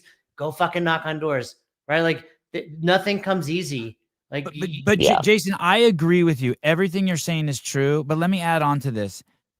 CrossFit HQ is launching marketing campaigns. Who gives, like, this is going to be really harsh. Who gives a fuck if you're bringing back Forge and Elite Fitness? Like, just bring it back. You don't need to say anything. You don't need to make any content about that. Go, instead of doing that, just fucking use that money to do another Constance video and just write Forge and Elite Fitness about it. Every time I hear the word marketing or campaign, I want to fucking throw up. We never made content at HQ unless it gave something away. That was the point. They're not giving, like, give that stuff away. Just bring in Forge and Elite Fitness. Doesn't need to be a big banner show. Bring back the clown, but use those resources to find more old people and make more content that's giving shit away. It's like, bringing back Forge and Elite Fitness is as exciting as me telling you that, like, hey, I'm going to have a party next month. It's like, there's like, it's really the party that's going to be exciting. We're not going to engage people unless we actually get people to the parties, and the content should be showing those parties. It's very frustrating from the outside to see how they're using the resources. It's absolutely wild. I've been avoiding talking about the campaigns and the marketing and all that, because at least they're moving and they're actually making stuff. But it's not, hey, we're going back to a slogan that we had in 2004. That's not a market. That's nothing. Show hey, dude, I'd send a camera to you after I heard you say that you think you're going to do 30 rounds at 15 burpees a minute. I'd send a camera to you and be like, the fuck you are. Let me see some 47-year-old. How old are you? 47. Yeah, let me see a 47-year-old do 15 burpees a round for 30 rounds. And then at the end, I put Forge and Elite Fitness, even if you didn't make it, which I fucking crazy. I'm gonna make it. In leveraging our community, I mean, we possess such an emphatic community that all you'd have to do is say, hey guys, we're looking for we're going to host a video contest. Here's our 3 categories. Find the oldest member in your gym and showcase them working out in your gym and how they're being coached.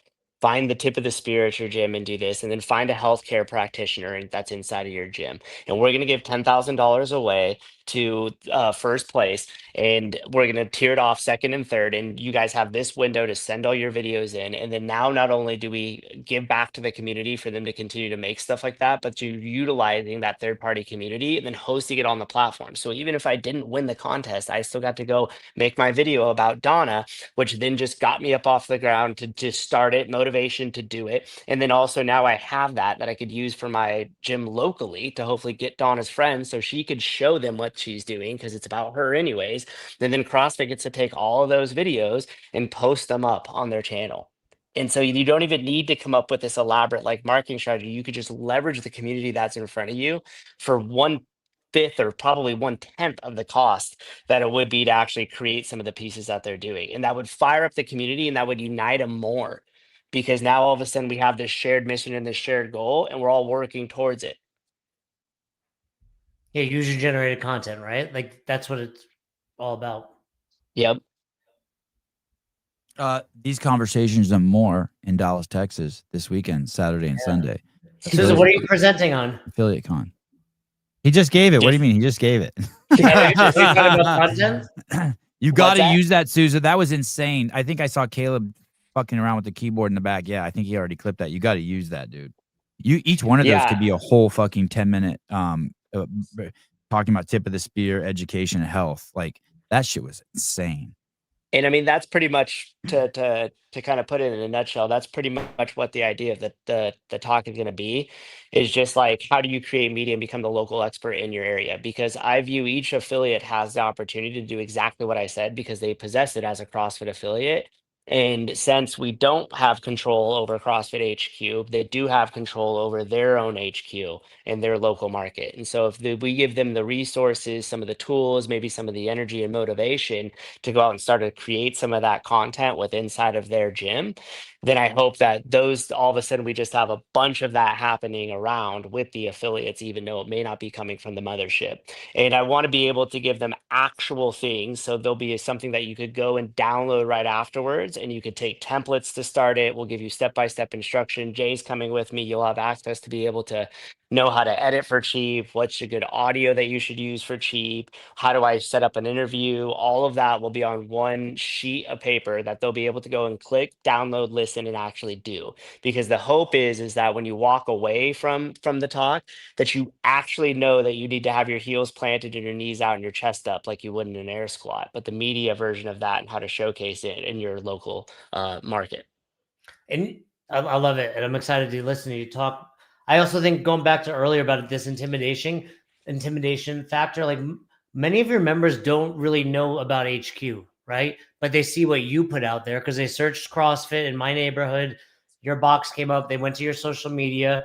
So they're only intimidating if you're putting out intimidating stuff. A lot of affiliate owners are afraid of being intimidating, but they're only posting their fire breathers rather than their Constances and their Donnas and other people. Like, make sure you're showcasing that. People want to join a gym that looks like them, not just age, color, gender, but like, oh, that body or that job, like I can do that. That mom over there, you just had her baby, so did I can do it, right? It resonates.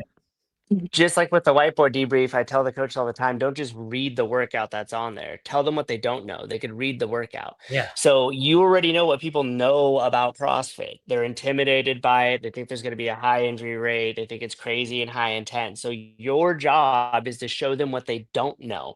They know there's going to be some 20-year-old guy doing bar muscle ups with his shirt off. Why in the world would you post that? Do they know that you lead your class with a PVC pipe first as you warm up and teach snatch every day? Probably not. So if you post that and then they show people with the different barbells and grandma with the PVC pipe doing the same workout, they're going to go, well, wait a minute, how would I get injured moving my body with the PVC pipe?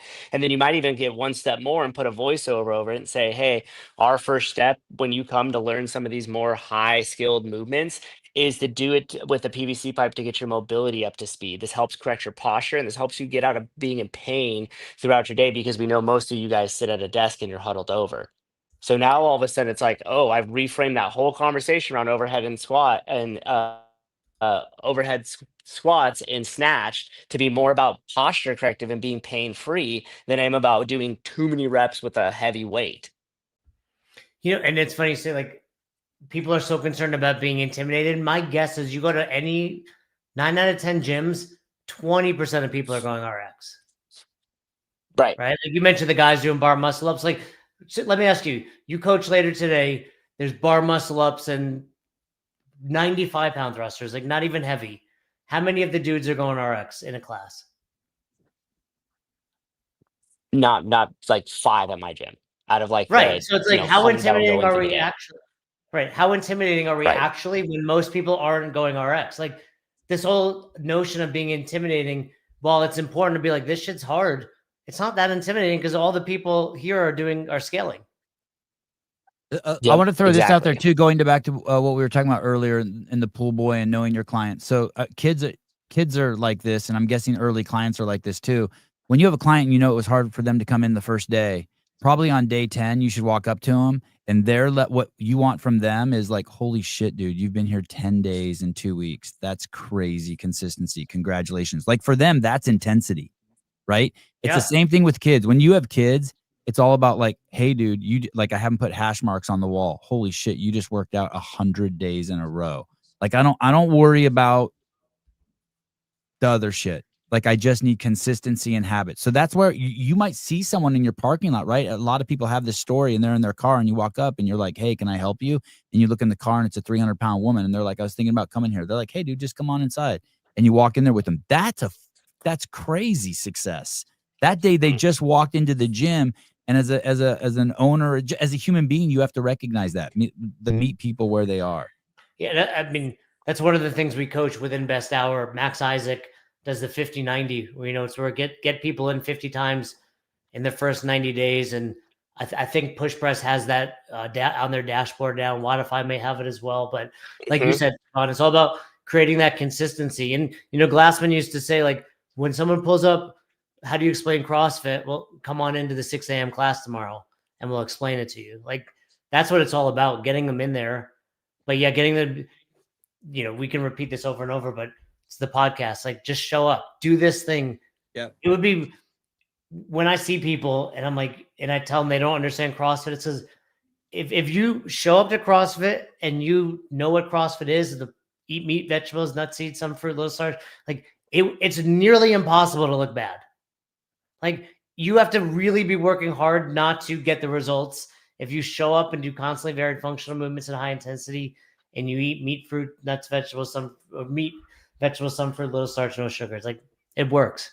But you can do it. Get a nose piercing, pull your pants up too high, and go to a No Kings rally, and you can fuck up your CrossFit methodology. You can just look like a complete jackass. Even then, you would be really hard to not get results. You'd be the best looking in your group, but Can I just one comment that was in here real fast? So Thomas put Souza's a real OG CrossFit guy. Thank you. He longs for the day of 2016. Unfortunately, I think those days are long gone. I want to explain something.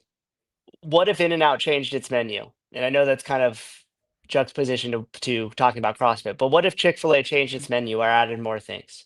What if Cracker Barrel changed its logo? What you have is when you try to take started worshiping Satan. When you take a business and you have success in what it was doing, you don't try to do more in different things. You continue to do the thing that created this success. You just add more volume and you polish it up a little bit more. And you just do more and better, more and better. It doesn't need to change. And so to say something like, unfortunately, I think they're long gone. How are they long gone? They're still humans that are sicker than ever. The healthcare system is completely fucked, and we have the solution with connection with other humans where you walk through the door and you can change all of that. So to say that it's long gone, I would say it is more ripe now than it has ever been before. The market demand is higher now than it has ever been before, and more people are open to lifestyle intervention and prevention as healthcare than they are the sick management system that we live in today. So it is not long gone. It just needs to continue the message that has been the whole entire time and do way more volume of it. It's funny when people like you long for the days like 2016 to me is like, oh, we were already way past what yeah, it was, you know. yeah, Yeah. that's. Hey, just so you know, there's this group of people, and someone will probably make the comments in the YouTube that say there's this old guard and they refuse to let go of the past. Go back and listen to what Sousa just said.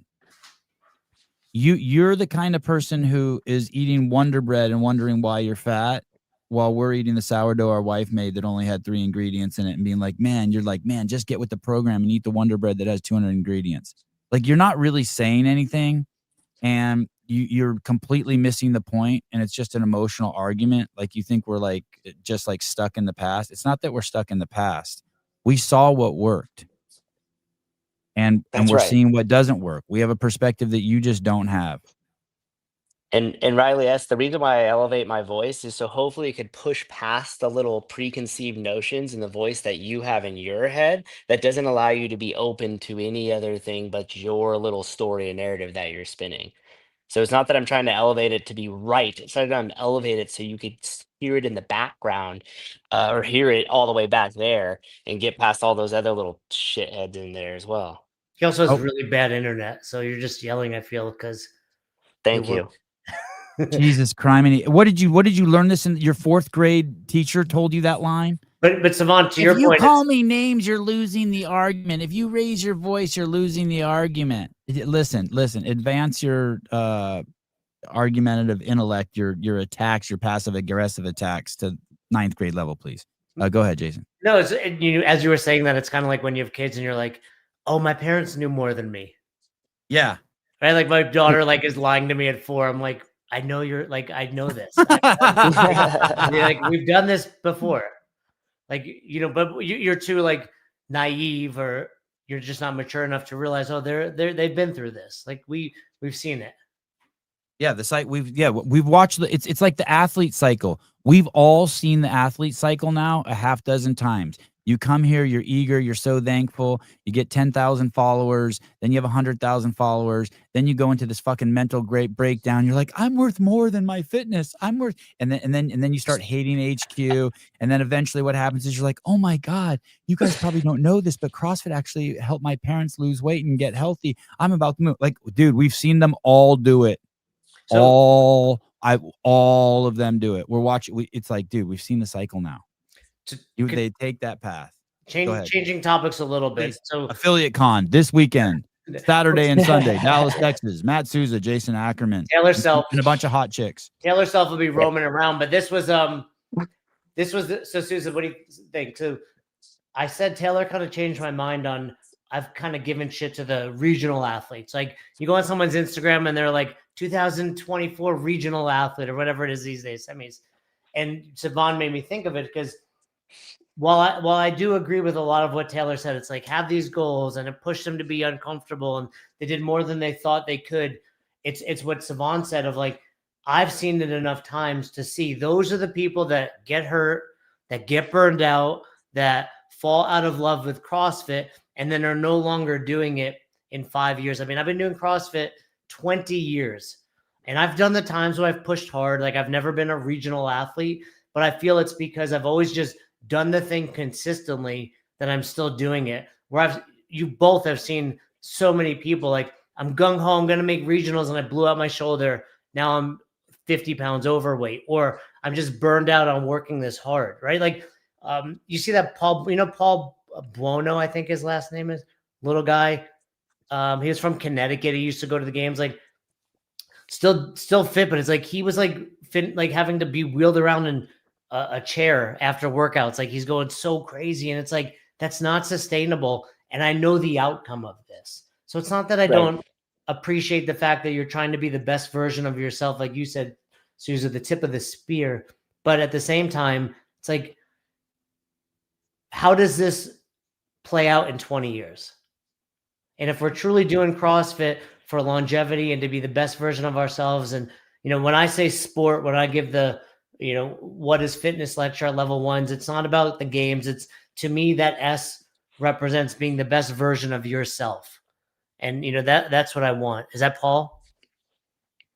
Yeah. Is it Paul Buono, fitness and nutrition coach? I just bring, that's the dude. Like, I just bring him up because I've seen his stuff lately about like pulling back and like being injured and people give themselves like autoimmune diseases, but like the dude was like going nuts, and he's just one of People give themselves autoimmune diseases doing what? I don't going just too much, just pounding their nuts. Too many boosters. Too many boosters. Maybe. Yeah. But you know, point is, he's just one of many where it's like I've seen the results. It's like all for challenging yourself, and Taylor made great points. I just want to make sure you're still doing this in 20 years. Yeah, Yes. I mean, to just give a weird analogy, I think it's like investing. You could be a day trader and you Right. could throw a bunch of money into the pot and you might see some success and you might make a lot of money, but at some point it's probably going to go to zero.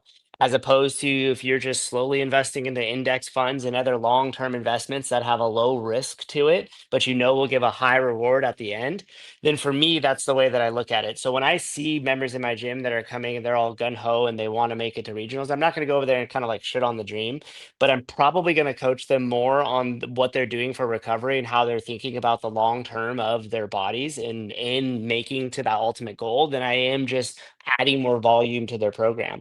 And I'll always stress it. And if you've come to my gym and you're trying to make it to that level, you hear me talk more and more about a 2-to-1 recovery, meaning if I work out for an hour in the gym, then I better be dedicating 2 hours to my recovery. And that also includes nutrition in that. But you better be dedicating 2 hours to that 1 hour. And if not, I just could continual beat that drum and tell them, hey, you're not serious about your goal. You're not serious about your goal. If you are not putting in the time to recover, static stretching, mobility, eating the right things, taking the rest days, understanding the amount of volume you're putting on your body, then you're not even doing it. You're not serious. You're just the same person that's stuffing their face with, shit foods all the time and thinking that you're going to make it to that next level. So for me, it's going to come down to the coaching aspect of it. And then if you're on an online thing or you're just over in the corner and doing your own thing, then you're a day trader. And at some point, we all know you're going to go broke. Yeah, nothing beats time in the market, right? That's And right. Something I've noticed at Crash, and I can't believe I didn't notice it. It took me 20 years to notice it, but how inflamed the athletes are. I mean, they are so inflamed. It's like, nothing. The tip of the spear. Those guys are so inflamed, and they are doing something. There was this thing. It was a couple of years ago. Andrew spent a lot of time defining on like what makes a CrossFitter. Like, are you doing intensity? Are you using a clock? Are you like eating, following the nutrition? Like, what is the hierarchy of where you could call it? It's a little tongue in cheek, but it's a fun thing to play with. What calls you a CrossFitter? And you have to realize that you're talking about the longevity component, that if you're not doing the nutrition, and we know the games athletes at the high level, they're going there and like people are proud, like they're showing workout videos with a bag of gummies there. Like, okay, you're the kid who put nitrous in his car your sophomore year, and by your senior year, your engine's going to blow out. You may beat me in every race, but I'm going to have that car all the way through college. And so you just have to be smart. I'm not saying there's anything wrong with doing nitrous. You just have to be aware that there's components to the longevity piece. And I think that's one of the things. The nutrition's huge. And the mistake a lot of I would call it like your day traders make, like Souza said, is you're using Souza's fucking analogy, not mine. Well, it's like it was good. Day trading, that was good. I hadn't heard that. No, I'm Jewish, so I'm leaning with the the money over the cars. But it's like they see what the games athletes are doing. We've seen this over. It's like, well, they're eating gummies. It's like Dallin's gonna work out for 4 more hours today. Like, and then yes, for longevity, I posted the other day about like if you have a member complaining about programming that drinks on the weekends, like they have no right to complain. And that's Souza's point. It's like you got to. I've always said this about fitness in 100 words. Greg had 100 words to define fitness. The first 2 sentences are about nutrition. Like we don't get to like lift heavy to like a paragraph in, right? It's like eat meats, vegetables, nuts, seeds. Like that's what it's all about. And my belief is most people don't do it because that's what's hard. Like going to the gym is fun. I'm with my boys. I'm working out. Like I feel it. But eating hard the other 23 hours is the challenging part. But that's truly where the magic happens. And for inflammation, like Sivan said, for recovery, like I feel the best I felt at 47. And it's like I'm super dialed in with nutrition. I focus on recovery. And it's the same for jiu-jitsu. Like I see these 20-year-olds getting hurt and they're like, how do you train so often? I'm like, well, I'm not trying to murder people every day. Like I roll it probably 80% and know if I'm going to sign up for a comp, like that's where you get my 100. But I could show up every day because I'm still going high intensity, just not, 100% intensity. And I do sleep 14 hours a day, yes. And I would say this too, if your sole focus is like the semifinal regional athlete, or your sole focus is the games, you're not doing CrossFit. Yeah, for sure. Oh, ouch. Just real quick in defensive down, not that he needs defending, but it's not just the nutrition. He's not only using nitrous oxide, but don't forget he's doing the warm-ups. He's doing the rollouts. I mean, he's taking care of his body in a way that the 1 hour gym member is not taking care of their body, right? You're going in there, you're getting a little warm up, you're getting the workout, you're getting a little cool down. When you're working out 4 times a day, I mean, like he's tending to this beast in a way that's not taught anywhere, in the L1, right? So yeah. He's full time. I would say, yeah, I mean, people, for my nutrition, I do meats and fruit. It made a huge impact. I've been doing it. So Savon, I saw, like, one of my kids has like this esophagus thing. And the doctors were all like, he needs soy and plants and all this shit. And I was like, he needs fucking paleo is what he needs. Right. And my wife was like, well, you do it. I was like, all right. And that next day, meats and fruit, I ate some vegetables, but like it impacted how I felt. My kids see it. They're doing better. I wouldn't say like he's healed, but he's improving, less autoimmune stuff. And, and it's exactly what Glassman wrote. The people who've had success just eating meat and fruit with autoimmune is crazy. Hey, one of the best bodies in the world, and the guy who won the Masters in his division this year only eats meat and fruit. And it's J.R. Howell. If you hang around this guy, all he does is eat fucking blueberries, and he has a blueberry basket of blueberries and pounds of blueberries every day, and pounds of meat, and that's it. And he performs at a high level. He runs his affiliate, and he won his Masters comp division. And his body looks, I mean, he's a gay porn website supermodel. It works. Yeah, it works. Totally And I think it's crazy. And he's not big. He's not big until he takes his shirt off. You know what I mean? He's a 6 foot, 180 pound guy. Yeah, I think people want the easy fix, and I think it's easy. I think it's like cool. It's like black and white. Is it meat? Eat it. Is it not meat? Don't eat it. Right. But people want to make it like, oh, but what about this? This is just eat, give it 30 days, and you'll never, like, I was like, oh, I never want to change. Like, there's nothing that will make me want to deviate from this because I feel so good. You know what else is crazy? Going to the sourdough thing really quick, just on a note. I pretty much avoided bread like the plague for forever since I came into CrossFit. And in the last year, my wife jumped on the sourdough craze, and I get zero inflammation from homemade bread. Well, probably like you said, it's crazy. I've seen all the crazy. Things. No bloating, no inflammation. I can eat way too much. I can put as much butter on it, and I can just go out and work out. It's like nothing. It's wild. And that's what the nutrition lecture is all about, right? Like, test it.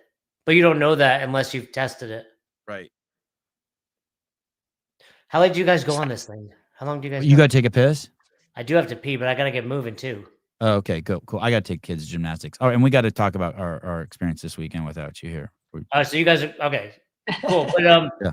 So again, Affiliate Con this weekend, Sousa's there. You're going to be yelling though. Is that true, Sousa? Yeah, I don't even need a microphone, so don't even worry about setting me up. I'm just gonna scream. Riley, don't show up if you don't like Sousa yelling. Explain my glasses. I explained them right at the beginning. They make me feel smarter. They make me IQ points. 2 IQ points. Emma Weens, my mom has Hashimoto's, can only have my sourdough. Awesome. Hey, Jason, thank you very much. Say hi to Mr. Fernandez for me. Good luck this weekend. You don't I think Fern thinks you don't like him. Do you like him, or do you just don't know him? I don't know him. I was pretty I've been, God, I don't know if we want to open this book. I've been pretty standoffish with you guys for my own personal reasons. What about us? Not that I didn't dislike you guys at all, just for my own they're personal, Jason. But I'm here. I'm here. Like, I'm willing to talk about. I mean, because I have nothing but love for you. You're an OG. Every time I see you, I've seen all. I mean, I wouldn't say I've seen all your works, but I have even watched the arm wrestling documentary back in the day. So we appreciate you and all you've done. I still think everybody should go buy the DVD of Every Second Counts. Do you get any money if somebody buys that? No, you know what those assholes did? When Rosa took over, that scumbag Haynes and Emily, because I was owner of that film, right? Was not a CrossFit property, and those scumbags Haynes and Emily made it free on YouTube, and that without talking to me or Carrie Peterson or Dave, because we're all owners of the film. Anyway, it pissed me off. Anyway, we'll make it another show where you come on and I be vulnerable to you. There's no validity around I didn't have like some story like, yeah, Jason was staring at my wife's tits. It's nothing like that. It's not like I have. fair enough, and I'm cool with that. But there was no I have no story. I have no story about you guys. You know what I mean? I'm not like holding on to something like Jason did this to me or he did or Fern did that. I could fully understand if he rubbed you the wrong way for the record. But he didn't. But no, but he hasn't. He's never rubbed me the wrong way. You guys have always been gentlemen to me. I've known you forever. We've been in the space together from the early days when it was a small ship to when it grew to a big ship. There's no I have no story. You're not someone I talk about behind your back or anything.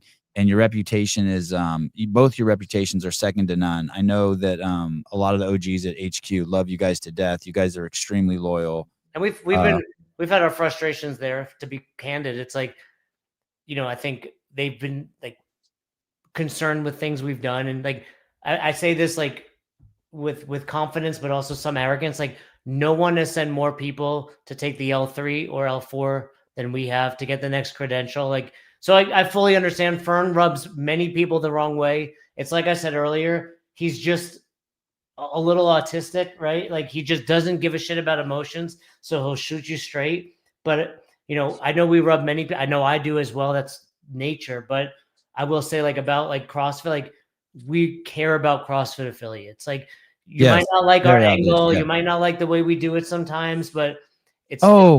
A couple of years ago, Fern and I maybe had a little run-in on Instagram, but nothing. I mean, for me, nothing. I mean, I have a run-in with someone every day on Instagram. Yeah, no, I forget. It was so. I think it was when they raised rates. I think it was when HQ raised rates. He said something, and I think also on social media, it's like I got 160 characters to get my point across or whatever. Yeah, no, I have no issues with Fern. I saw him at the community event in at the games this year. I have no issues with them. I have no story. I have nothing I'm holding on to. Yeah, he's traveled the world this year. Like every weekend he's traveled, whether for a seminar or for affiliate conferences, while having 2 kids, while going to Harvard, while doing the thing. So as much as he pisses me off every day, I got a lot of admiration for him, but I fully understand why. I respect him. I respect Fern. Yeah. But I want to say, like, for anyone watching this, like you could have your beef with me, with Fern, with our team. Like, we just want affiliates to succeed. It's everything Sousa talked about. Like if affiliates succeed, the world's going to be a healthier place. And, if the affiliate down the road does well, you're going to do better. I fully believe in what Glassman said. It's like the more people they have, the more people we're all going to have. Because some people, you're concerned about capping classes. And it's like, so you can only have so many people. Like the more people it's like jujitsu. You've seen it, Savon. It's like, it's exploded. There's gyms on every corner because there's only so much mat space, and I'm going to find the one with the right teacher and the right time and all these things. So, I'd love to come back on and talk about why you hate Fern. I do not hate Fern. I'm very guarded too. As I've gotten older, I've gotten very guarded. Susan will tell me all about it. At Affiliate Con Saturday, you're going to yell. Sunday, you're going to talk to the crowd about why Savon hates Fern, and we'll get all of the Fern. I love you. You pushed me to it. You got me to say it. Fern, I love you. I want to have your baby. All right, Jason Ackerman, thank you so much, buddy. Best hour of your day. Their day. Their day. See ya. See you Friday. All right, buddy. Ciao. Adios. Hi, Caleb. Hi, everybody. Hey, dude, that was crazy. Tip of the spear, education, health, and validation. That was sick. I'm glad I made up for the terrible technological problems here. Technical problems. Why did it start working all of a sudden? When I tried to come on? No, why is it working now? Just because I just went back to my phone. Oh. I'm literally on LTE, not even 5G, 2 little bars. Oh, well, it's good. Caller, hi. Yeah. Hello, caller. Is the caller Hello? Frank? I hope so. You want to Frank! talk about? Does he want to talk Caller? about private equity? Because I could talk about private Oh, equity. hold on. Oh, the Bluetooth. Of course, the Bluetooth isn't working. Try me. I'm glad I'm not the only one now. Oh man, your stuff sucks. Okay, go ahead. Hi. Hey, I just wanted to point something out real quick about Colton Mertens. Oh, our favorite. Go on. So I crunched some numbers I like because numbers. I just love that Colton, to me, seems like the only athlete, and maybe that's not fair to say only, but It's fair. who is out there truly earning a living being a CrossFit athlete. So, like I said, I crunched some numbers, and I just found what I could find on the internet. He made about 30 grand on the open. 30 prize grand. money. I'm talking about prize money right 30 now. grand. 30 grand in the open. Take some pauses so I can do the echo thing, please. Just so I mean, I've done it like 5 times. You're not picking up. Just like every once in a while, take a little pause so I can repeat something you say, please. Thank you. Go. Absolutely. He then went to Mayhem Classic. And made, gosh, now I'm forgetting I did this yesterday. I believe it was around 20 grand there. 20 grand there. Okay. He then was going to go, well, he went to NorCal. Obviously had to drop out, but he attempted to make another 30 grand there. But again, that was a zero, but he made the attempt, and that's kind of the point I made. Made the attempt. He went to the CrossFit Games, and I saw he made about 12 grand there. 12 grand. He is doing the World Fitness Project, and I don't know what the kind of money is there, so I didn't count that in this calculation, but I know it's, I don't know if he has a contract or not, but the contract's around 20 grand. Not sure if they give away event win prizes, but that's notable. Those jackasses didn't give him a contract. He had to work his way in. That's I mean, more credit to him for that. Then he shows up to Crash and makes 10 grand. Crash Crucible. Mm-hmm. Yep, and makes 10 grand. And now he's going to Rogue, and I believe just going there, it looks like the minimum you can make is like $5,800. $5,800. And he released his new hogwash soap. Right. And so the only point I want to make is, like, sometimes I get so frustrated with some of these CrossFit athletes wanting to be pro athletes, but then wanting to be entitled to a certain lifestyle. It's like you don't play a sport where there is a huge base of athletes like football, basketball, baseball. And so you're trying to make football, baseball, basketball money, or you come across like you're trying to be a pro athlete and make pro athlete money and live a pro athlete lifestyle in a sport that clearly doesn't have the type of pro athlete base that these other sports have. But you're not going out there and doing the work to win the kind of prize money. And you have Colton out here going to all these competitions, traveling around the country, actually putting in the work. And the guy, I mean, if his year would have gone as planned, is making 100 grand on just the prize money. And I just fucking love him for that. And I just wanted to call and air that out there for anyone. I mean, I know this whole show, we all love Colton. I love him to death. But hey, and how about this? How about this? He comes to the table with the least. He's the smallest guy. He's got a really quirky personality. He's a fucking pig farmer. He has a full-time job, and he cultivated his own fan base. He goes on the podcast anytime you ask him. He's always available. He's always giving, and he's doing it. He's cultivated this crazy fan base. And he couldn't do it if he wasn't great. Don't get me wrong. We wouldn't just be like, oh, he's a quirky little short dude. But also, and he's got the performance piece, and he's very giving with his time and his personality. Yeah, it's otherworldly what he's doing. I think it's we're not gonna have another one like him for a long time. Well, and that's a shame. That's a shame because really, I think that he is laying out the model for how to, get something out of this, get a return. And he's being himself. I think we're getting. Guess what? I think we're getting a really authentic character. There's no, like, he's just being himself. He's like, fuck it, it's too hard putting a filter on it. I'm just gonna do me. Yeah, and when you can back it up with the way he backs it up as an athlete, it's like you can do that. Because you can't argue with his results. It's like one time I heard that like Olympic shot putters in the United States, they're like, you know, a lot of them are like HVAC workers and they're making like some bullshit stipend from the US Olympic Committee, but they're grinding to do what they do. And no one there is complaining because it's like, hey, yeah, we're not flipping on a fucking shot put competition on Sundays. We're watching the NFL. Like there's just not a market. And so at what point are people going to come to terms with like the market does not sustain, you know, your random 14th place CrossFit Games finisher to make $300,000 a year and have it be all that they do for a living. Hey, let me ask you this. What do you think about the new CrossFit Games podcast that Chase is hosting? What would you like to see from that? Because I think it ties closely to what you're saying about how Colton, like that podcast, I feel like could take pages from his book on his success, on how he has, jackasses would call it marketing himself. I wouldn't call it marketing himself, but how he interacts with the world. Yeah, I mean, I guess I would like to just. I don't know. I'd have to think about that. All I know about that is I like it. I think it's a step in the right direction for sure. I really haven't considered what I want from it. I definitely. I mean, I want to hear like real training stories. I don't really know.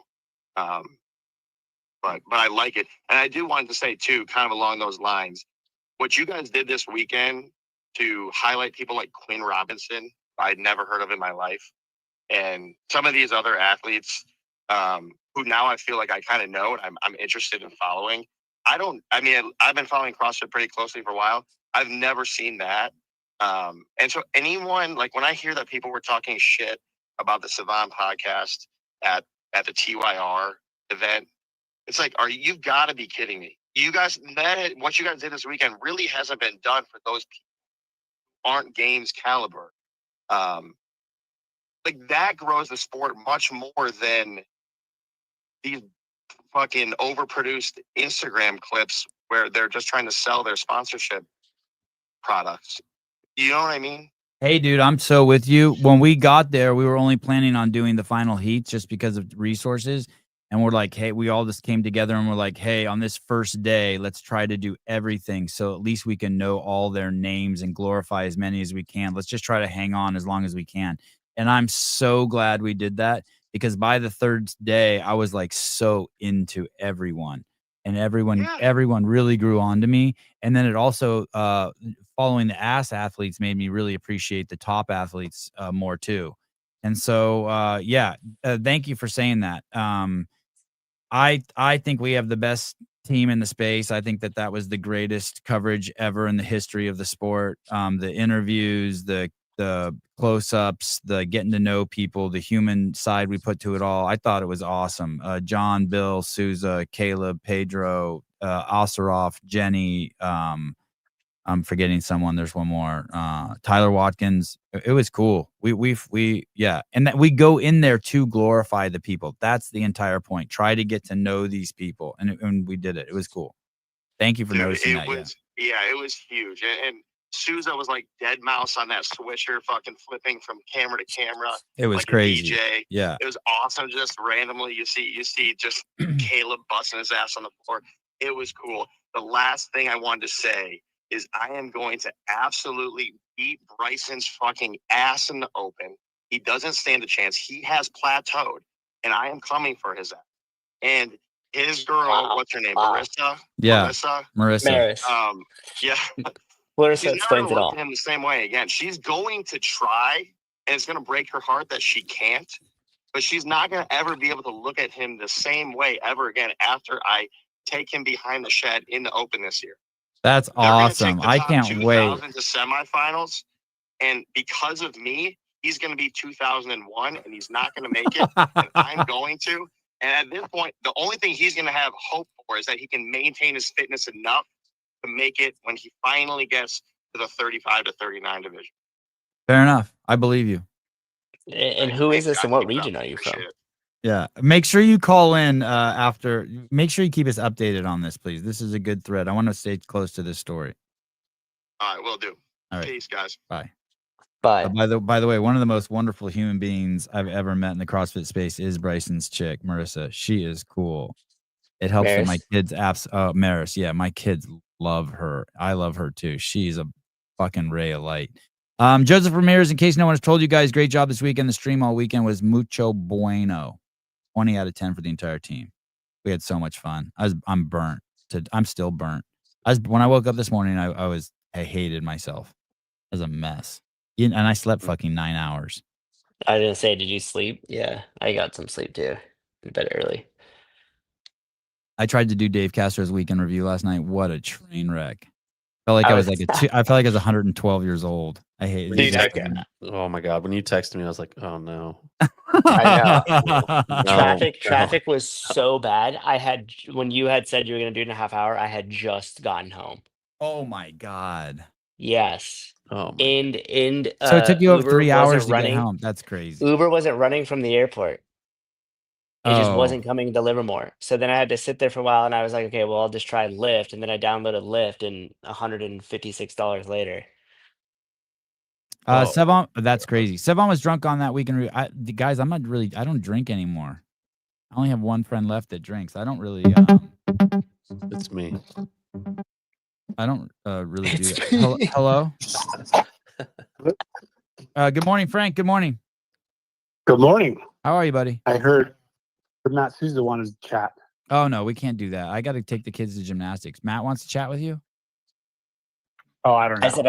I said I'd talk I about wanted to private chat. equity. Oh, Yeah, Frank, my let's. favorite subject. Okay, go ahead. Just say some stuff so we can no watch worries. Andrew Hiller's blood boil. Go ahead. Let's go gambling. Oh, dang. Go ahead, Frank. I just think that ultimately the issue is the owners of the company aren't going to do anything Matt wants to do, and I'm all for doing all the stuff Matt wants to do. And so Matt sit on a board with us and help us buy CrossFit and wants to do. You got money? Well, money for what? To buy To buy CrossFit. if we have 10,000 affiliates, we have. Let me ask you this. Let's pretend I have $200 million right now. Do you have a pitch? You have a vision? You have direction? If you could just send it over right now to me and you could explain it. And not only do that, but let's say you had to take it from 200 million to $1 billion company over the span of 10 years because you had to go get private equity money and they want to see a return on that investment. You have that in your back pocket right now? I think you did it perfectly in your rant earlier. Yes or and I no? don't It's a need yes to- or no question. Yes or no question. You got it? You got it in the back pocket or not? Because here's the thing. I fucking do. Okay, but you have no leverage to do anything right now. You're not sitting on a board. Private equity is sitting on the board. They're directing the company, the executives of the company, to maximize profits by slashing costs. None of what your vision is going to get executed under the current situation, and you have the opportunity to sit on a board with affiliates, other affiliate owners, and execute on your vision. That it doesn't matter if you don't have the dollars. So I could go And the make way a we board. get the I have a dollars board. My board's Andrew Hiller, Sevon Matosian, Caleb Beaver, Tyler Watkins, J.R. Howell, Taylor Self, Bryson Del Monte, Bill Grunler. And what leverage does that board have to influence the brand and the CrossFit? I mean, A they have lot media more influence than your board. Neither of our boards have any influence over the brand in that we don't own the company. Well, there's two different things you said there. We do have influence. We do have influence, but we don't have control over the company. Exactly. And so how would I have more influence going onto a board with you? If we buy the company, then How are you going to buy the company if you don't have money and you don't have a vision that you could go get fundraised for it? Okay, I'll explain it again. If we have 10,000 affiliates, affiliate contributes the money. If we have 10,000 affiliates, we have the leverage to then go to private equity and say, if you do at this price, or if you do not negotiate down with us, then we will leave and form a new brand and move on to that new brand. Then they have no revenue If they don't have any revenue, they go bankrupt, and we buy the brand off of the creditors for whatever we pay for it. They already tried to sell the company and nobody wanted to buy it. Didn't you? What Susan called that like a black swan event or something? Is that what a black swan Yes. event is? Yeah. That is a black swan event. And I think that that would have more detriment to CrossFit as a total than it would have good. And essentially what you're saying is I'm going to start a GoFundMe, and then we're going to try to play similar to game that Rich Froning's playing, which is like, I'll just pick up my toys and leave, and all these people will come with me. No, we're trying to unite the entire affiliate community all under one umbrella and collectively take action and say, we are all going to leave if you do not sell us the company. Right now, private equity is taking profits out of the company, and I think it's the majority of the fees. They're doing nothing to contribute to the company.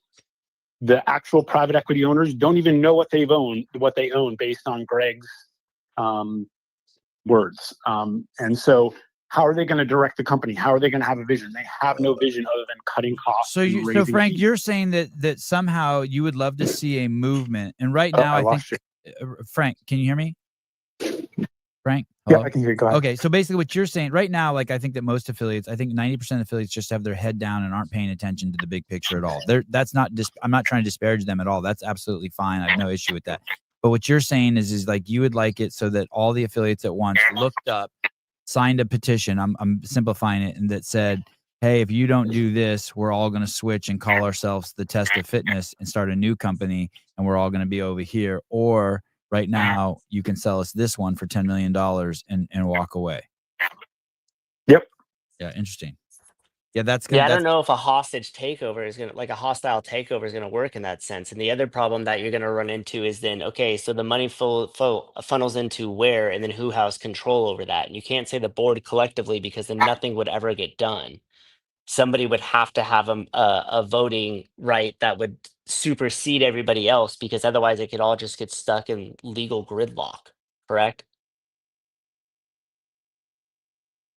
Takeover is exactly what private equity effectively did, right? They took advantage of an opportunity when gyms were facing COVID, and the whole situation, right? They I would jumped say into giving Greg $200 million is a far cry from hostile. Yeah, they gave him. but He actually took advantage of them. Rosa was laughing in the board meeting, saying we took advantage of Greg, but at the end of the day, you can see who took advantage of who. But go on. Sorry, Frank. Go on. Okay, so let's just put it this way. It's business. You can call it a hostile takeover or not. It's business, right? And It's hostile, dude, because you're threatening happily them sell it. against They- their let me own finish. shit. They would happily sell it to the highest builder. They would happily sell it to the highest bidder with zero regard for what's best for the community.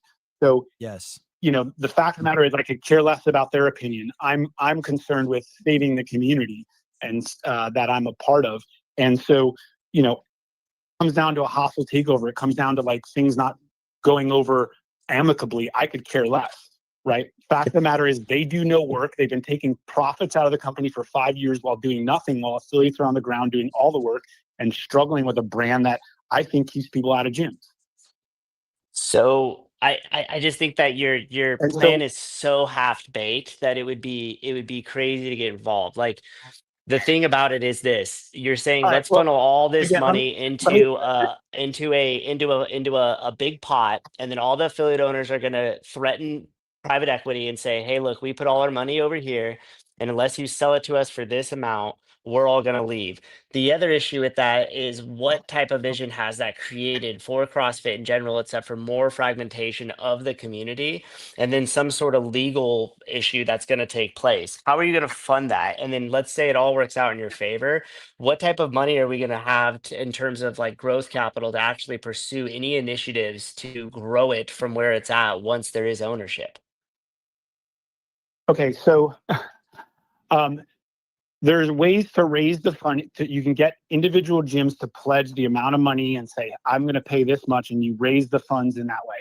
Again, we're getting into the weeds here, but you can No, it's very absolutely simple. You don't have any cash, dude. The problem is the cash. And so if you had 10,000 affiliates that, let's say, all paid $4,000 into it, and you have that initial lump sum, and then what are you going to do at that point to drive education? What happens to training? What happens to the games? Like, where is all that funding going to come from and distribution of that money? And then who's going to decide how that money gets distributed in each bucket if there's just some massive 10,000 affiliate board? It's not a 10,000 affiliate board. The 10,000 affiliates elect a board of 10 to 20 affiliate owners who make the decision. If they're not doing a good job making decisions, elections are held for half the board every 2 years. The funding to run the company is just like it is under CrossFit now.